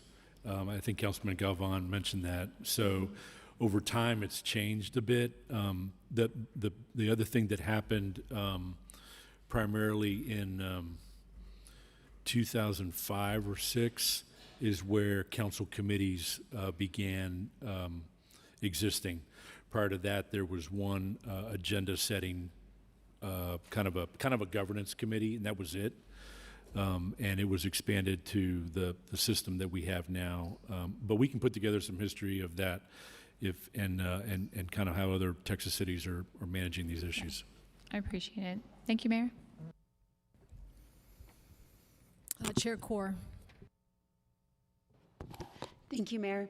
I had a clarifying question, Andy. Under the proposed amendment from Councilmember Munguia, what would happen if CCR was co-authored? That's why I think the amendments envision one sponsor. So they should identify the primary sponsor, even though they're co-authored. Okay, that's a change that I think I think that would have to have a larger discussion, because there are some that I really do like it being just co-written versus like someone, generally there is someone's team that starts it and asks someone else to collaborate on it, but I love when we get to do collaborative CCRs. That we've had a couple. With the transit-oriented development one is one of my favorites. It didn't start in our office, but we love have been love being able to collaborate on them. And so I think it's a challenge if we say the sponsor's not here and we have to identify a sponsor. It essentially takes away our ability to truly say we've co-authored a CCR. So for that reason, I'm struggling with the amendment. I like what Councilmember Galvan said about going to governance and then bringing it to a B session. Maybe we can have a discussion about what are the things that we really care about for the CCR process. But on the amendments proposed, I do want to move forward on the work. And so I'm still thinking through, like, how do we just make sure we move forward on the work? And I know, I'm curious, I know Councilman Villagran just asked for which CCRs are in process right now. Like, I know as Chair of Public Safety, Maria and I have already talked about we need to get the CCR about mailbox theft on. We talked about it at our Public Safety Committee meeting actually this week to try to agendize it for October. But I'm curious about what are the other ones that may have to go back. Like I'm trying to see what the impact of not doing these amendments today and just having a strategic conversation as was proposed by Councilmember Galvan. So, Mayor, to respond to that, just based on the amendment from Councilman Mejia, I'm looking at the list. There are 6 that are potentially impacted right now, based on that amendment. So, in terms of scale, it's not. I'm sorry, not that amendment, but even the original. Do we know like how many were already through committees? There's 32 active. 32 active. Yeah. Sorry, I was answering the other question. Sorry. And I think that depending on what you all decide today, I think we need to, the staff will do kind of a table setting menu or a memo back to the council to show where they were at, depending on what you all decide. And then there are a fair number of CCRs that have not been to governance. And there's a fair number that'll be in the queue there, regardless of what you guys decide today. So I think we need to do quickly back to you all, kind of that table setting. Okay, thank you for that clarification, Eric. Yeah, I think what I would say is like, let's not change, like let's let the previous CCRs that have already been in the process just go through where they are because they were functioning under the previous ordinance. But I would like to have a conversation. I'm not on governance, but if it goes from governance to B session, or if we can have it at B session, so that we can all participate and decide what are the things that really matter to us in the CCR process. Even going back to, I know we had that conversation about whether or not we want to include core services on it, whether we wanted to get Andy's signature. So I think there's a larger conversation about what the things that we feel are important. That it'll probably be a tough conversation going through each thing and saying, you know, if we want to include it or not. But I think we can continue with the previous CCRs that were under the previous ordinance and then say anything new has to, we should have a conversation about how we want to propose anything new. Okay, thanks, Mayor. Thank you, Councilwoman. And to your point, One second, this is the second round of your 5 minutes. I have him speak, right? Second round. Okay. Okay, thank you. Thank you. Just to point out, there's also Part B. So there's 5 total signatures, no matter the sponsor of a CCR. It says 4 of the 5 signatories are no longer in office. So that is, even the sponsor is not, as long as the other signatories are here, it can also. But yeah, I get the co-sponsor, but as long as it's 5 signatures altogether. So the second part of the amendment covers that, no matter who's sponsoring or who's signing it, 4 out of the 5. And again, to my colleagues that said that this has been working as it should have, or we like the way it's been working, it's been working with council members who are no longer returning, not having their CCRs return. That's the way it's been working. That's the way the last administration had it. So if it's been okay that this amendment goes with what had been happening. And again, everybody up here, CCRs that you authored are still going to be here no matter what happens to this. So I just want to add that clarification. Thank you, Mayor. Chair Galvan. Thank you, Mayor. Just a couple quick things. I think something to the Councilmember Core mentioned some of the original conversation about these pieces, I can't remember, back in July or early August, were points about resolutions as well and the impact those have. And I think that's worth the conversation too in governance, thinking about the way resolutions were before. We're not always used in the way that other city councils across the country use them. And so having that kind of review of just what processes work and don't work here, not only in our city, but overall throughout the nation, how they can help maybe guide us a little bit, see what works for us as well. Of course, we are still our own city with our own rules that we can make for ourselves a bit in terms of policy making, that I think it's worthwhile to just go through those other forms, go through what was done in the past in terms of even resolutions. Because personally, I think resolutions are really interesting to utilize as our policy making mechanism, given their conformance with even older city councils, and the way that, and here in our city, the way that those worked, and you can kind of see the pattern in policy making that maybe just makes it a bit more uniform. And it's sometimes more direct too on what's going to go through and what's going to happen versus a request, right? A resolution says this is what we agreed to go through with, and it gives the council an opportunity to fully agree upon it and go forward with it. Last thing I wanted to say was I'm incredibly grateful, and I'm just incredibly grateful for the city clerk and the municipal archives, the digital archives. Again, I think Councilmember Castillo mentioned this a while ago, and as a fellow history person, history major as well, wish I had this when I was in college, when doing San Antonio research, because it helps to just kind of think about not only, answer some questions of where did this all come from, where does this all start, but helps me think about what are we trying to do here with this policy making, and how do other councils look at it. Some of these folks are still around to talk to too about why this all happened. That's just the history nerd in me that wanted to talk about that, because I knew off the dome when the CCRs were made. I was 3. Anyway, thank you, Mayor.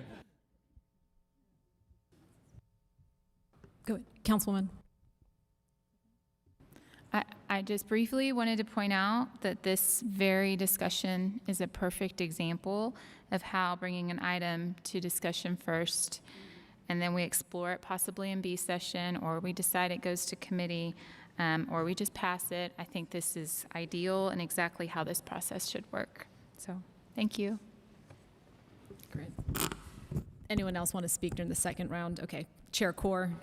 Thanks, Mayor. I just wanted to, what you say, foot stomp on Councilmember Kovan's point about resolutions. Previously, we don't really have a format for resolutions, and I know some of us, there's a couple that are being floated right now that we can talk about, but I think it'd be great to have a process for that. Thanks, Mayor. Councilman White. And just real briefly, and again, Councilman Munguia, I appreciate your efforts here. But regardless of how many here would be affected, I mean, I think we have to look going forward. And again, I mean, let's take Councilwoman Castillo or Councilwoman Villagran, right? They get to their last year here before they term out. They've got 8 months to go. They come up with a great idea. They get the signatures for a CCR, and it's moving forward, but it takes a while. Then they term out. And all that work for 8 months, we're going to go back to, so that's my issue with it. And so again, I appreciate the effort. I of course will not be supporting that amendment, and we should stick with the clarifications made in the base motion. Thanks, Mayor. Anyone else want to speak in the second round? Okay. Let me just address a couple of these points. To the idea of, it's a great idea that came in at the end. If it's a great idea and it'll still be a great idea, it just has to get support of the most recent voters. And so to your point, Councilwoman Spears, the idea of ensuring that the voters' voices are heard, I think that's exactly what this amendment tries to do, which is ensure the most recent voters, not voters from 2 or 3 years ago, but the most recent voters, their will is expressed as a result of their council person supporting an idea or deciding to carry it forward or not to, which reflects the will of this council and the prioritization of this work. Okay. I also want to foot stomp. It's a very Air Force term, by the way. Foot stomp, the good comment that Chair Villagran made, which is, again, many of these actually, even the 32 CCRs that are active, many of those can be worked in committee directly, right? And actually would be much, much faster, as Chair Munguia has highlighted in a couple of examples to me. So again, if it's about getting the work done, some of the most efficient ways are in fact to not utilize a CCR. But again, for those that are in process, look forward to ensuring that those are worked expeditiously through governance. Okay, with that, we're going to vote first on Chair Munguia's amendment.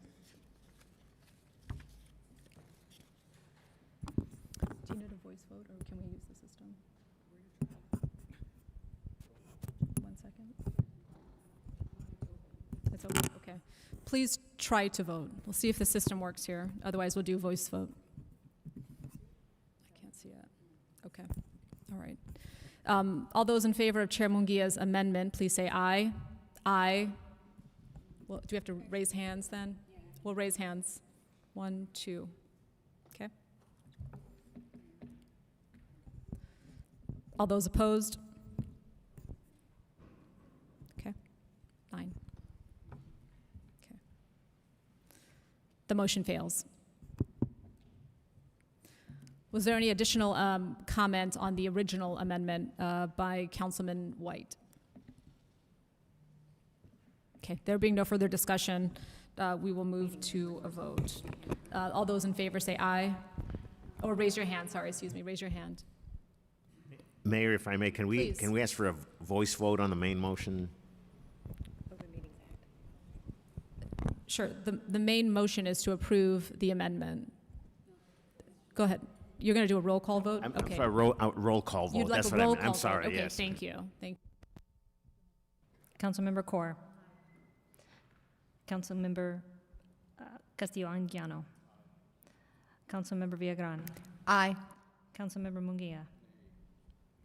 Councilmember Castillo. Councilmember Galvan. Aye. Councilmember Alderete Gavito. Aye. Councilmember Mesa Gonzalez. Aye. Councilmember Spears. Aye. Councilmember White. Aye. Mayor Jones.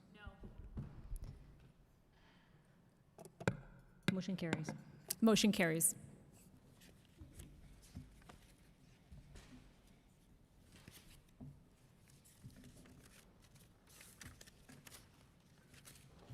Next item is the city manager's report. Eric, do you have a report today? Yes, ma'am, 2 items. Disappointed that Razi didn't get any questions from you during the budget deliberations, and There's still time. yeah, there's still. I wanted to recognize 2 individuals whose today is their last city council meeting. So Razi will be retiring at the end of September with 33 years with the city and 42 years in the engineering field. Razi joined the city in 1991, and I was looking at a long list of projects and buildings and streets and bridges and airport terminals that have been constructed under Razi, and the list is long, and he has spent a lot of time at that podium bringing before the council contracts and dealing with issues. He was recognized in 2021 as the Engineer of the Year through the Society of Professional Engineers. Razi has worked, and for those of you that know him well, has worked with integrity and teamwork and diligence, as any good engineer would, right, Razi? And has been dedicated. I saw Razi at Costco a couple of months ago on a Saturday, and he was walking with as much intent in Costco as he does in the halls of City Hall or council. And I was going to go walk up and say hi to him, and the city manager is probably the last person he wants to see on a Saturday afternoon. But we're going to miss Razi and his leadership. And I want to thank you for your dedication to our community and our organization.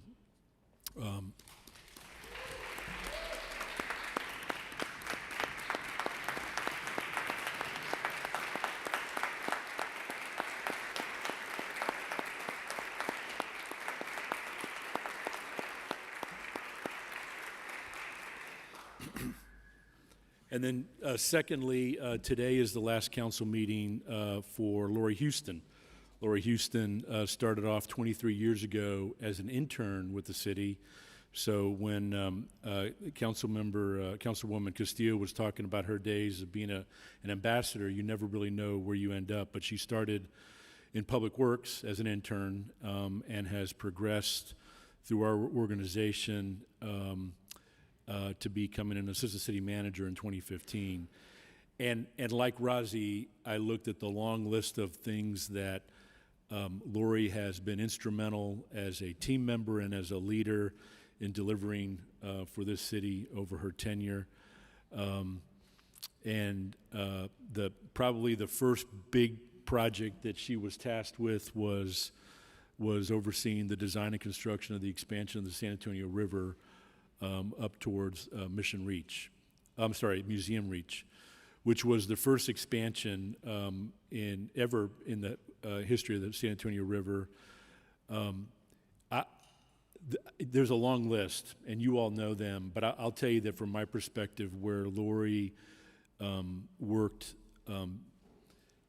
and delivered something that was critical to the city and the community was the planning and implementation of our affordable housing emergency response during COVID. We didn't have any time to figure it out. We did it better than anybody else in this country. We didn't send any money back to Washington, D.C. or the state of Texas, unlike a lot of other major cities. She created it and led it with our neighborhood and housing services department practically overnight. Because I remember sitting in the Plaza de Armas at night trying to figure out how we're going to be efficient and responsive and help people. The other part of this tailed nicely into the implementation of the $150 million affordable housing bond, which we had never done and we needed to create. And her work there was instrumental to the fact that you all have allocated the majority of that money, and it is sorely needed. But being able to get it before you all to vote to approve requires a lot of work on the front end to make sure that what you approve can get into production. And that's the hard part. The hard part is not, no offense to the council, is the vote part. It's the doing part. And Lori has been creative throughout her career, and there's a long list of things, wonderful things you've done for the city and the organization. More importantly, she has been a friend and incredible member of this team, because as any sport, any team sport, you're only as good as the team, and we will miss Lori as a friend and as a member of this team. And I want to thank both Rozzy and Lori because they have committed themselves completely to this organization and the community and the work that they've done. This is a hard business, and they've done it, and they've both been selfless about it. And I wish you both the best of luck and Godspeed in your future endeavors. And remember, I guess at the end of the day, listening to the conversation, there could be a CCR that makes them come back at some point. But I don't want to add to the CCR list. But thank you very much to Lori and Rozzy for your friendship and your work and your commitment. Thank you.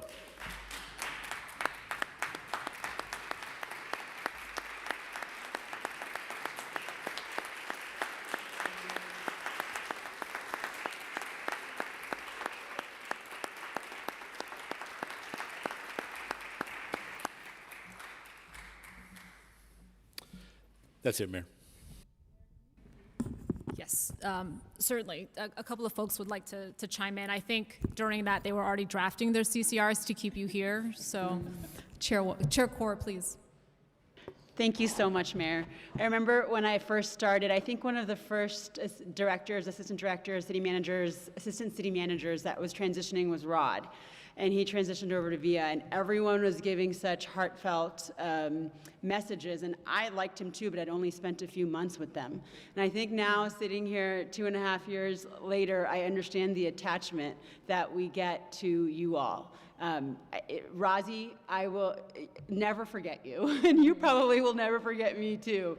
But what Eric said is true. You were always trying to find a way to make it work. Even when it was difficult, even when there was barriers in the way, you were like, we'll take care of it, Councilman. Tell me what the issue is, and we'll take care of it. And so I will appreciate you. You had a very hard job, and I loved how well you took it. You took it with such grace, and you always had your head up high, even when the community may not have been thinking the same things. We are thinking as highly of us as we wanted them to. You always took it with such grace, and our city is better and stronger for you, and so I'm super grateful for everything that you've done. I wish you a lot of time and relaxation on your retirement. And then Lori, I don't even know where to start. You have been my council liaison. Lori was the first person who worked at the city that I talked to before I was going to run, and we were so careful because we didn't want to break any rules about what city leaders could tell people running for office. And I had no idea the strong ties that we would build. And I will never forget my cookies that I always get made. Your daughter is the sweetest. She always comes up to me and gives me the most love. And I'm just so grateful for everything that you've done. I've gotten so many texts from people telling me how much of a loss it is for the city that you are leaving. There are so many innovative and catalytic projects that you have led on. I don't think River North would look the way it did without you, does without you. You mentioned the affordable housing program. I could go on, but we are truly a more flourishing city because of everything that you have done day in and day out. And you have taken it, whether it was working ridiculous hours. I know over some of the years your health even was like you were working so hard. You're literally putting your blood, sweat, and tears into the city. And I hope when you walk around relaxing in a consulting gig that you can walk knowing that you have made a huge lasting impact on the city, more so than so many elected officials because of all of the hard work that you put in, and it'll never be forgotten. Thank you for everything. Chair Viagran. Thank you. This is really hard. I think I'm going to start.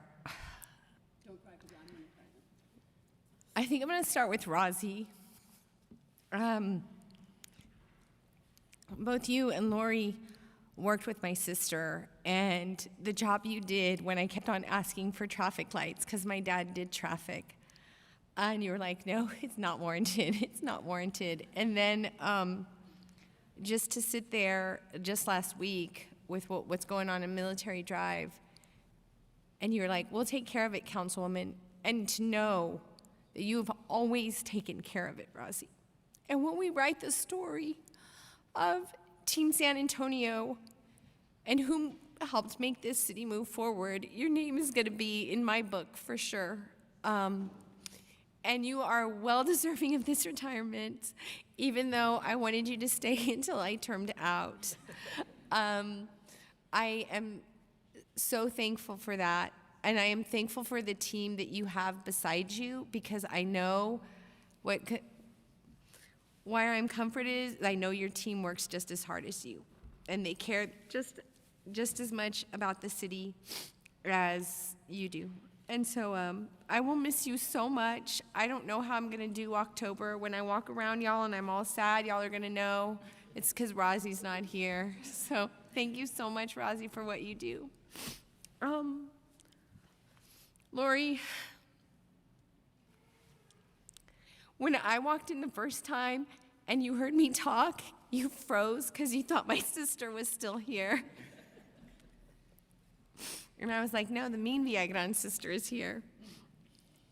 Your work, your dedication, the struggle it was, because I knew what kind of environment the city of San Antonio was towards women and women in leadership, and how you prevailed, and how you brought women together that maybe not even interacted with you, but knew.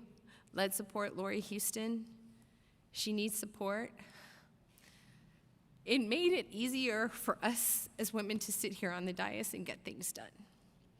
So you are super deserving of this retirement in this time. And I said, yeah, she's gonna go on a beach somewhere and just enjoy life, because you deserve that. Thank you so much for everything you did. And when we tell this story of the city of San Antonio, when we talk about the women that really worked, you're up there with all the women that helped save the Alamo too. So thank you so much for this. You're well deserving of your retirement, but we're gonna miss you, and I'm sure we're gonna call you in a couple of years for a committee or a board or just an SOS. So thank you so much, Lori. Thank you both. And yeah, I'm just gonna be really sad for a while. So thank you, and thank you for creating such an incredible team. And your housing team, you know how much I love and appreciate them. So thank you. Chair Munguia. Thank you, Mayor. I'll start off with Lori. You took over overseeing NHSD at a very critical time, and I think you took ownership with that, right? That's not where you started off in your career here, but housing and homelessness became a passion for you, and you did a lot of great work on that. You were our PCDC buddy at there with all our agenda items, and I think, more than a lot of folks, you have a real long-lasting legacy at the City of San Antonio. You have projects you can point to that you helped get through the door, you helped get the financing for, and I think that just is amazing work. I think you're also probably the most well-known assistant city manager, for better or for worse, and you've had some tough meetings you've had to be at, but you were very steadfast in the goals and trying to get things done, so I appreciate that. And one thing I knew about you was that your number one in life is your daughter, and how much you care for her, and how much that guides your life. So much so that you were making a calendar of her costumes, which I thought was just adorable. So thank you for your service, Lori. I'm sure we'll be seeing you around nonetheless. And Razi, my public works buddy, I've given you so much work over the years, and you have just been fantastic, you and your team. Obviously, we worked with your liaisons more than you. But your commitment to public works has been 100%, and you also go to our neighborhood meetings, getting tough questions from them, and then we come right back to City Hall, and you get tough questions from me or my team all the time, just pressing you on deadlines and where these projects are, and how can we get more money, and what's happening in District 4. So you've been a great ally for us to get projects done. You have a long-standing career at Public Works. You're going to be extremely missed. People very much respect you and your department. And now that this is your last budget meeting, I think you can tell us who your favorite district is. I'll hear you shut up. He's told me 4. I'm just saying. I don't know about that. But thank you. And even when I was just a staffer, you were always supportive of me and the things I was doing at Public Works, because that was my bread and butter as a staffer. And so you're very supportive. And you used a couple of my ideas, which I'm very proud of. So thank you for your time, sir. I appreciate it. Councilwoman Castillo. Thank you, Mayor. I want to thank both Lori and Razi for their leadership here with the City of San Antonio. Of course, beginning with Lori Houston and ensuring that whether it's at PCDC or when we're talking about homelessness, rather, that we're talking about it in a perspective that demonstrates the humanity of individuals on the street. Thank you for your leadership in ensuring that we prioritize and invest in respite care for our houseless neighbors, and ensuring that our city employees doing that work have the resources that they deserve, and of course, shepherding the $150 million housing bond. I think that structure serves as a great example of what we should continue to do. And I know you have a great team, so we'll see the continuation of that work, but just grateful for your leadership. As folks have mentioned, right, oftentimes like women in leadership get critiqued in a specific way, and I think you've done it with grace and in style for sure. I'm always complimenting your amazing outfits, but just thank you for your work, and of course, again, highlighting the importance of investment in DHS and homeless services, and then of course, in terms of storytelling, talking about the need for us to provide care to individuals, homeless or not. Razi, extremely grateful for your leadership and just your experience and contributions to the City of San Antonio are just so impactful.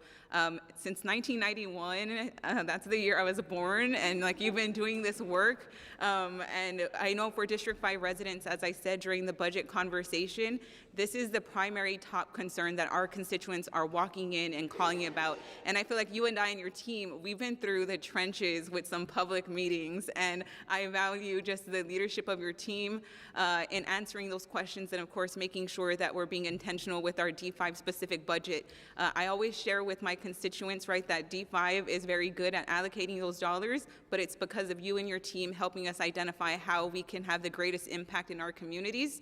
So just very grateful. Was trying not to cry when the councilwoman was, because I share the similar sentiment and just the impact, the leadership, the compassion that you bring. I know that D5 residents are extremely just grateful for the improvements that have come to our community, and just extremely grateful. And again, going back to, you have a great team, and we're really gonna miss you. I know I am. And my team in particular is also going to just miss your leadership. But just, I can't give enough thanks to you, but I don't know if you have comments to share with council, but I would love to hear from Razi's perspective. So I don't know, Eric, if you're gonna call him up, but just grateful again for Razi, Lori, and y'all's teams and all that y'all do. Thank you, Razi.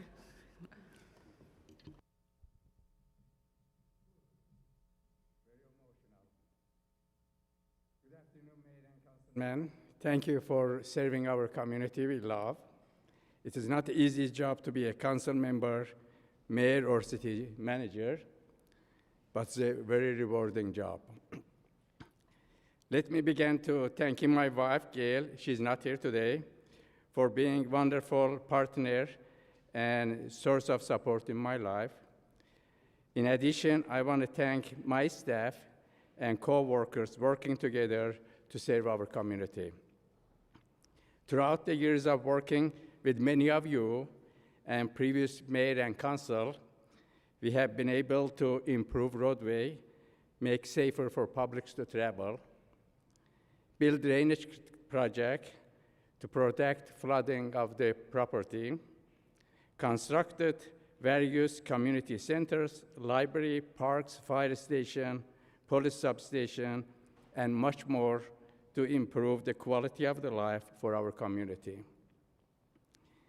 These achievements would not be possible without your support. We always look for your support. Thank you again for working to serve our community. It has been an incredible journey, and I'm deeply grateful for the opportunity to have had contribute for City of San Antonio. I will treasure the relationship I have built and growth we have achieved together. Keep up good work. I will miss all of you. Thank you, sir.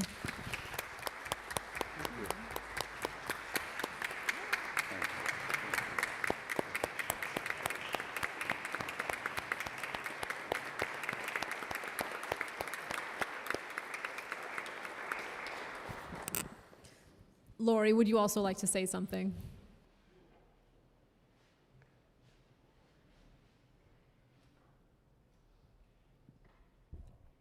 I've been walking around City Hall for the past 2 days with this just amazing smile on my face, and every time Eric sees me, he kind of laughs because he just knows how happy I am. But I didn't realize I'd get so emotional. I started with the city 23 years ago. I was an intern in Public Works. And it's really beautiful that Razi and I are being celebrated together, because the first day at Public Works, it was Tom Windorf's birthday. And we all went to La Margarita in that top room, and I knew nobody. And I sat at a table by myself. And Razi came and sat with me. And it was just the two of us together. So he sat with a new kid for lunch.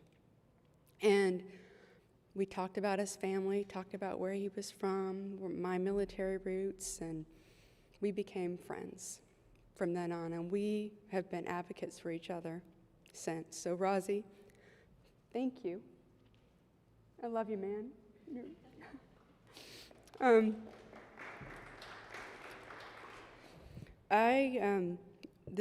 I'm probably the proudest City of San Antonio employee here.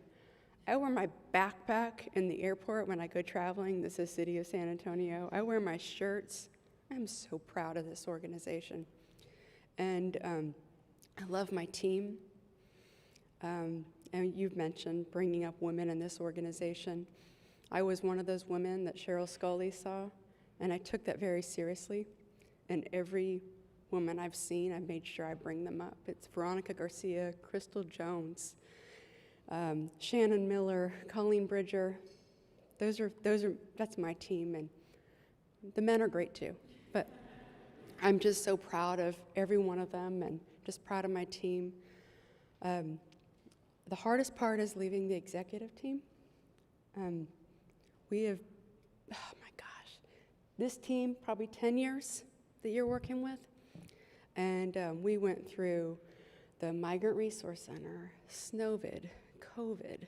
We've gone through everything together, and we laughed, we cried. Eric yelled at me once, and I felt like my grandpa yelled at me or spanked me. It was like the worst thing ever because I respect him so much. But it was just, and then in the heat of the moments, we had arguments, but we just loved each other. And we had fun. I mean, I remember TC and Eric, I think you were over animal care services, and TC kept sending pictures of stray dogs to Eric, like, what are you gonna do about this? And then Eric's like sending pictures of broken sidewalks to TC, well, what are you gonna do about this? We just had a lot of fun because we took our job seriously. And I remember one of the coolest parts of the organization I got to work on were our guiding principles. What is it? And it's teamwork, innovation, integrity, and professionalism. And I take those to heart every day. And I think everybody in this room embodies those.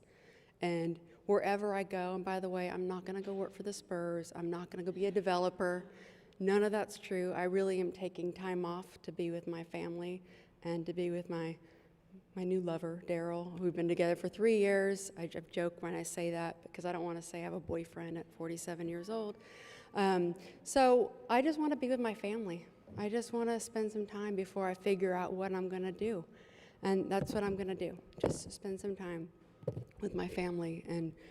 But this organization has given me so much, and I've grown tremendously during this organization. First, when I had my child, Millie, it changes your world, and all of a sudden you say, everything I'm going to do is going to be for this child, and I hope that every child in San Antonio has a mommy that loves them as much as I love my Millie.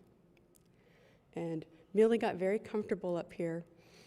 She would go into previous mayor's office and borrow pencils or ask for help with homework. She thought Sook was the coolest because she had purple hair. But that really helped me grow. And the next thing, I cannot say enough how wonderful this organization is. And one of the reasons why it was so hard for me to leave is this organization gave me back my life. I have been sober for 14 years.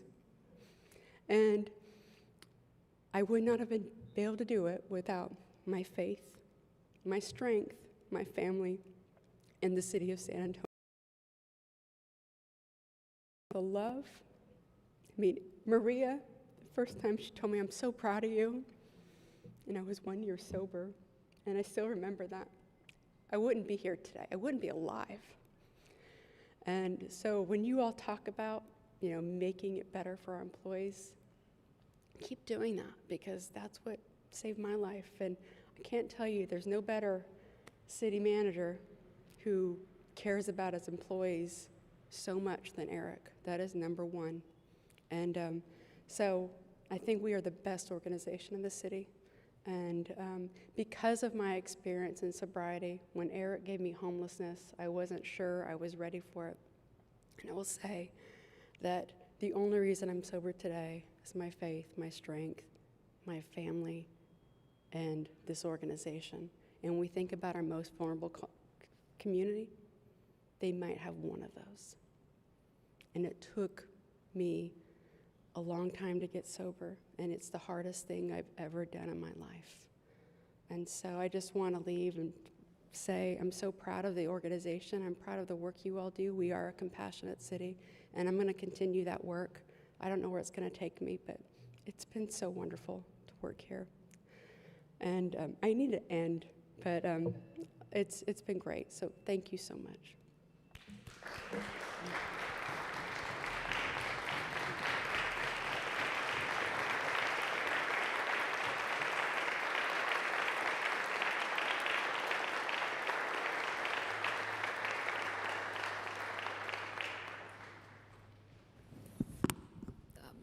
Chair Alderete Gavito. Well, crap, how do I follow that? I'll be brief. Razi, you said it best, that you and your team's work has created a safer San Antonio. And I don't think that there's enough thank yous up here on this dais or daises before. There's not enough thank yous for the work that you have led to make us a safer city. You know, our residents see it, our residents feel it, and so your impact on the city is so profound. So thank you so much. I remember one of my first cases that there was a lot of residents who had been asking for a four-way stop forever, and it was much needed, and I went to Razi, and you assured me we were gonna make it happen, and we did. We made it happen, and very quickly. And so all of us have those stories of us escalating our resident concerns to you, and you and your team making it happen. So thank you on behalf of all of us, but also on behalf of the residents of San Antonio. Thank you for making a safer community. It's truly honorable work and something that you should be so proud of. Lori, you know, I've known Lori since before I got on council, and I will be PC in saying this. I identified her as a get stuff done girl, you know, and we know each other, we recognize each other as that, and so, you know, you have your fingerprints on such monumental projects that really do move our city forward, and so thank you for all your work and your blood, sweat, and tears on that. I do also know that, you know, we've gone on life journeys together, and I think raising our fierce, strong girls is one of them. And we often talk about, hey, how's you know, your daughter, and how are my daughters doing, and as they're kind of navigating school, and we're just raising them in this environment. So thank you for always bringing your daughter. It makes me feel comfortable in bringing my daughters here, and so, you know, I'm excited for you to have that time with them, with your family, and just enjoying life. So I'm really excited for you. Thank you to both of y'all. Thanks. Councilwoman Mesa Gonzalez. Just quickly, thank you. I saw Andy crying, so now I'm okay to cry.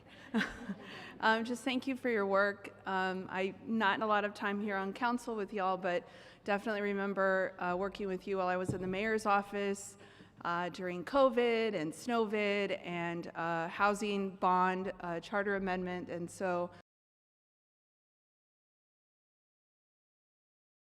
that, and it will stay with me forever, and I'm glad that you guys are a part of that, and I'm just so proud of the work that y'all have done. I've never seen you not answer a question. You've probably answered every single question that has been asked of you, so just thank you for your work, and I hope you enjoy this time off with your family. They deserve more of you, so thank you so much. Councilman White. Yeah, I'll be brief. Rozzy, my phone was blowing up from my constituent services team. Make sure to tell Rozzy thank you. Truly, so responsive, so much hard work. It's been a pleasure working with you the last 2 years. And Lori, I mean, I don't know how many years we've known each other. Kind of blame you for talking me into this. I'm kidding, but just what you've done and meant to the city. I remember, I think it was,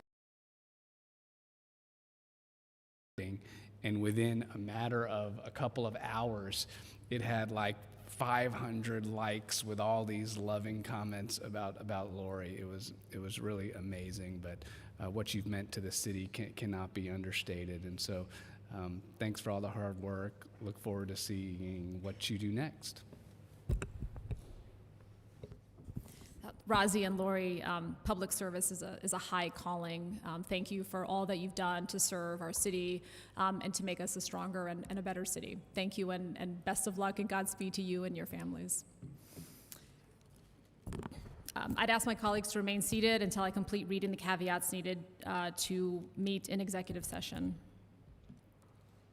The time is now 1:09 p.m. on September 18th. The Council of the City of San Antonio will now meet in executive session to consult with the City Attorney's Office pursuant to Chapter 551 of the Texas Government Code and to deliberate or discuss the following items: economic development negotiations pursuant to Section 551.087, the purchase, exchange, lease, or value of real property pursuant to Section 551.072, and legal issues related to litigation involving the city, emergency preparedness, and collective bargaining, all pursuant to Section 551.071.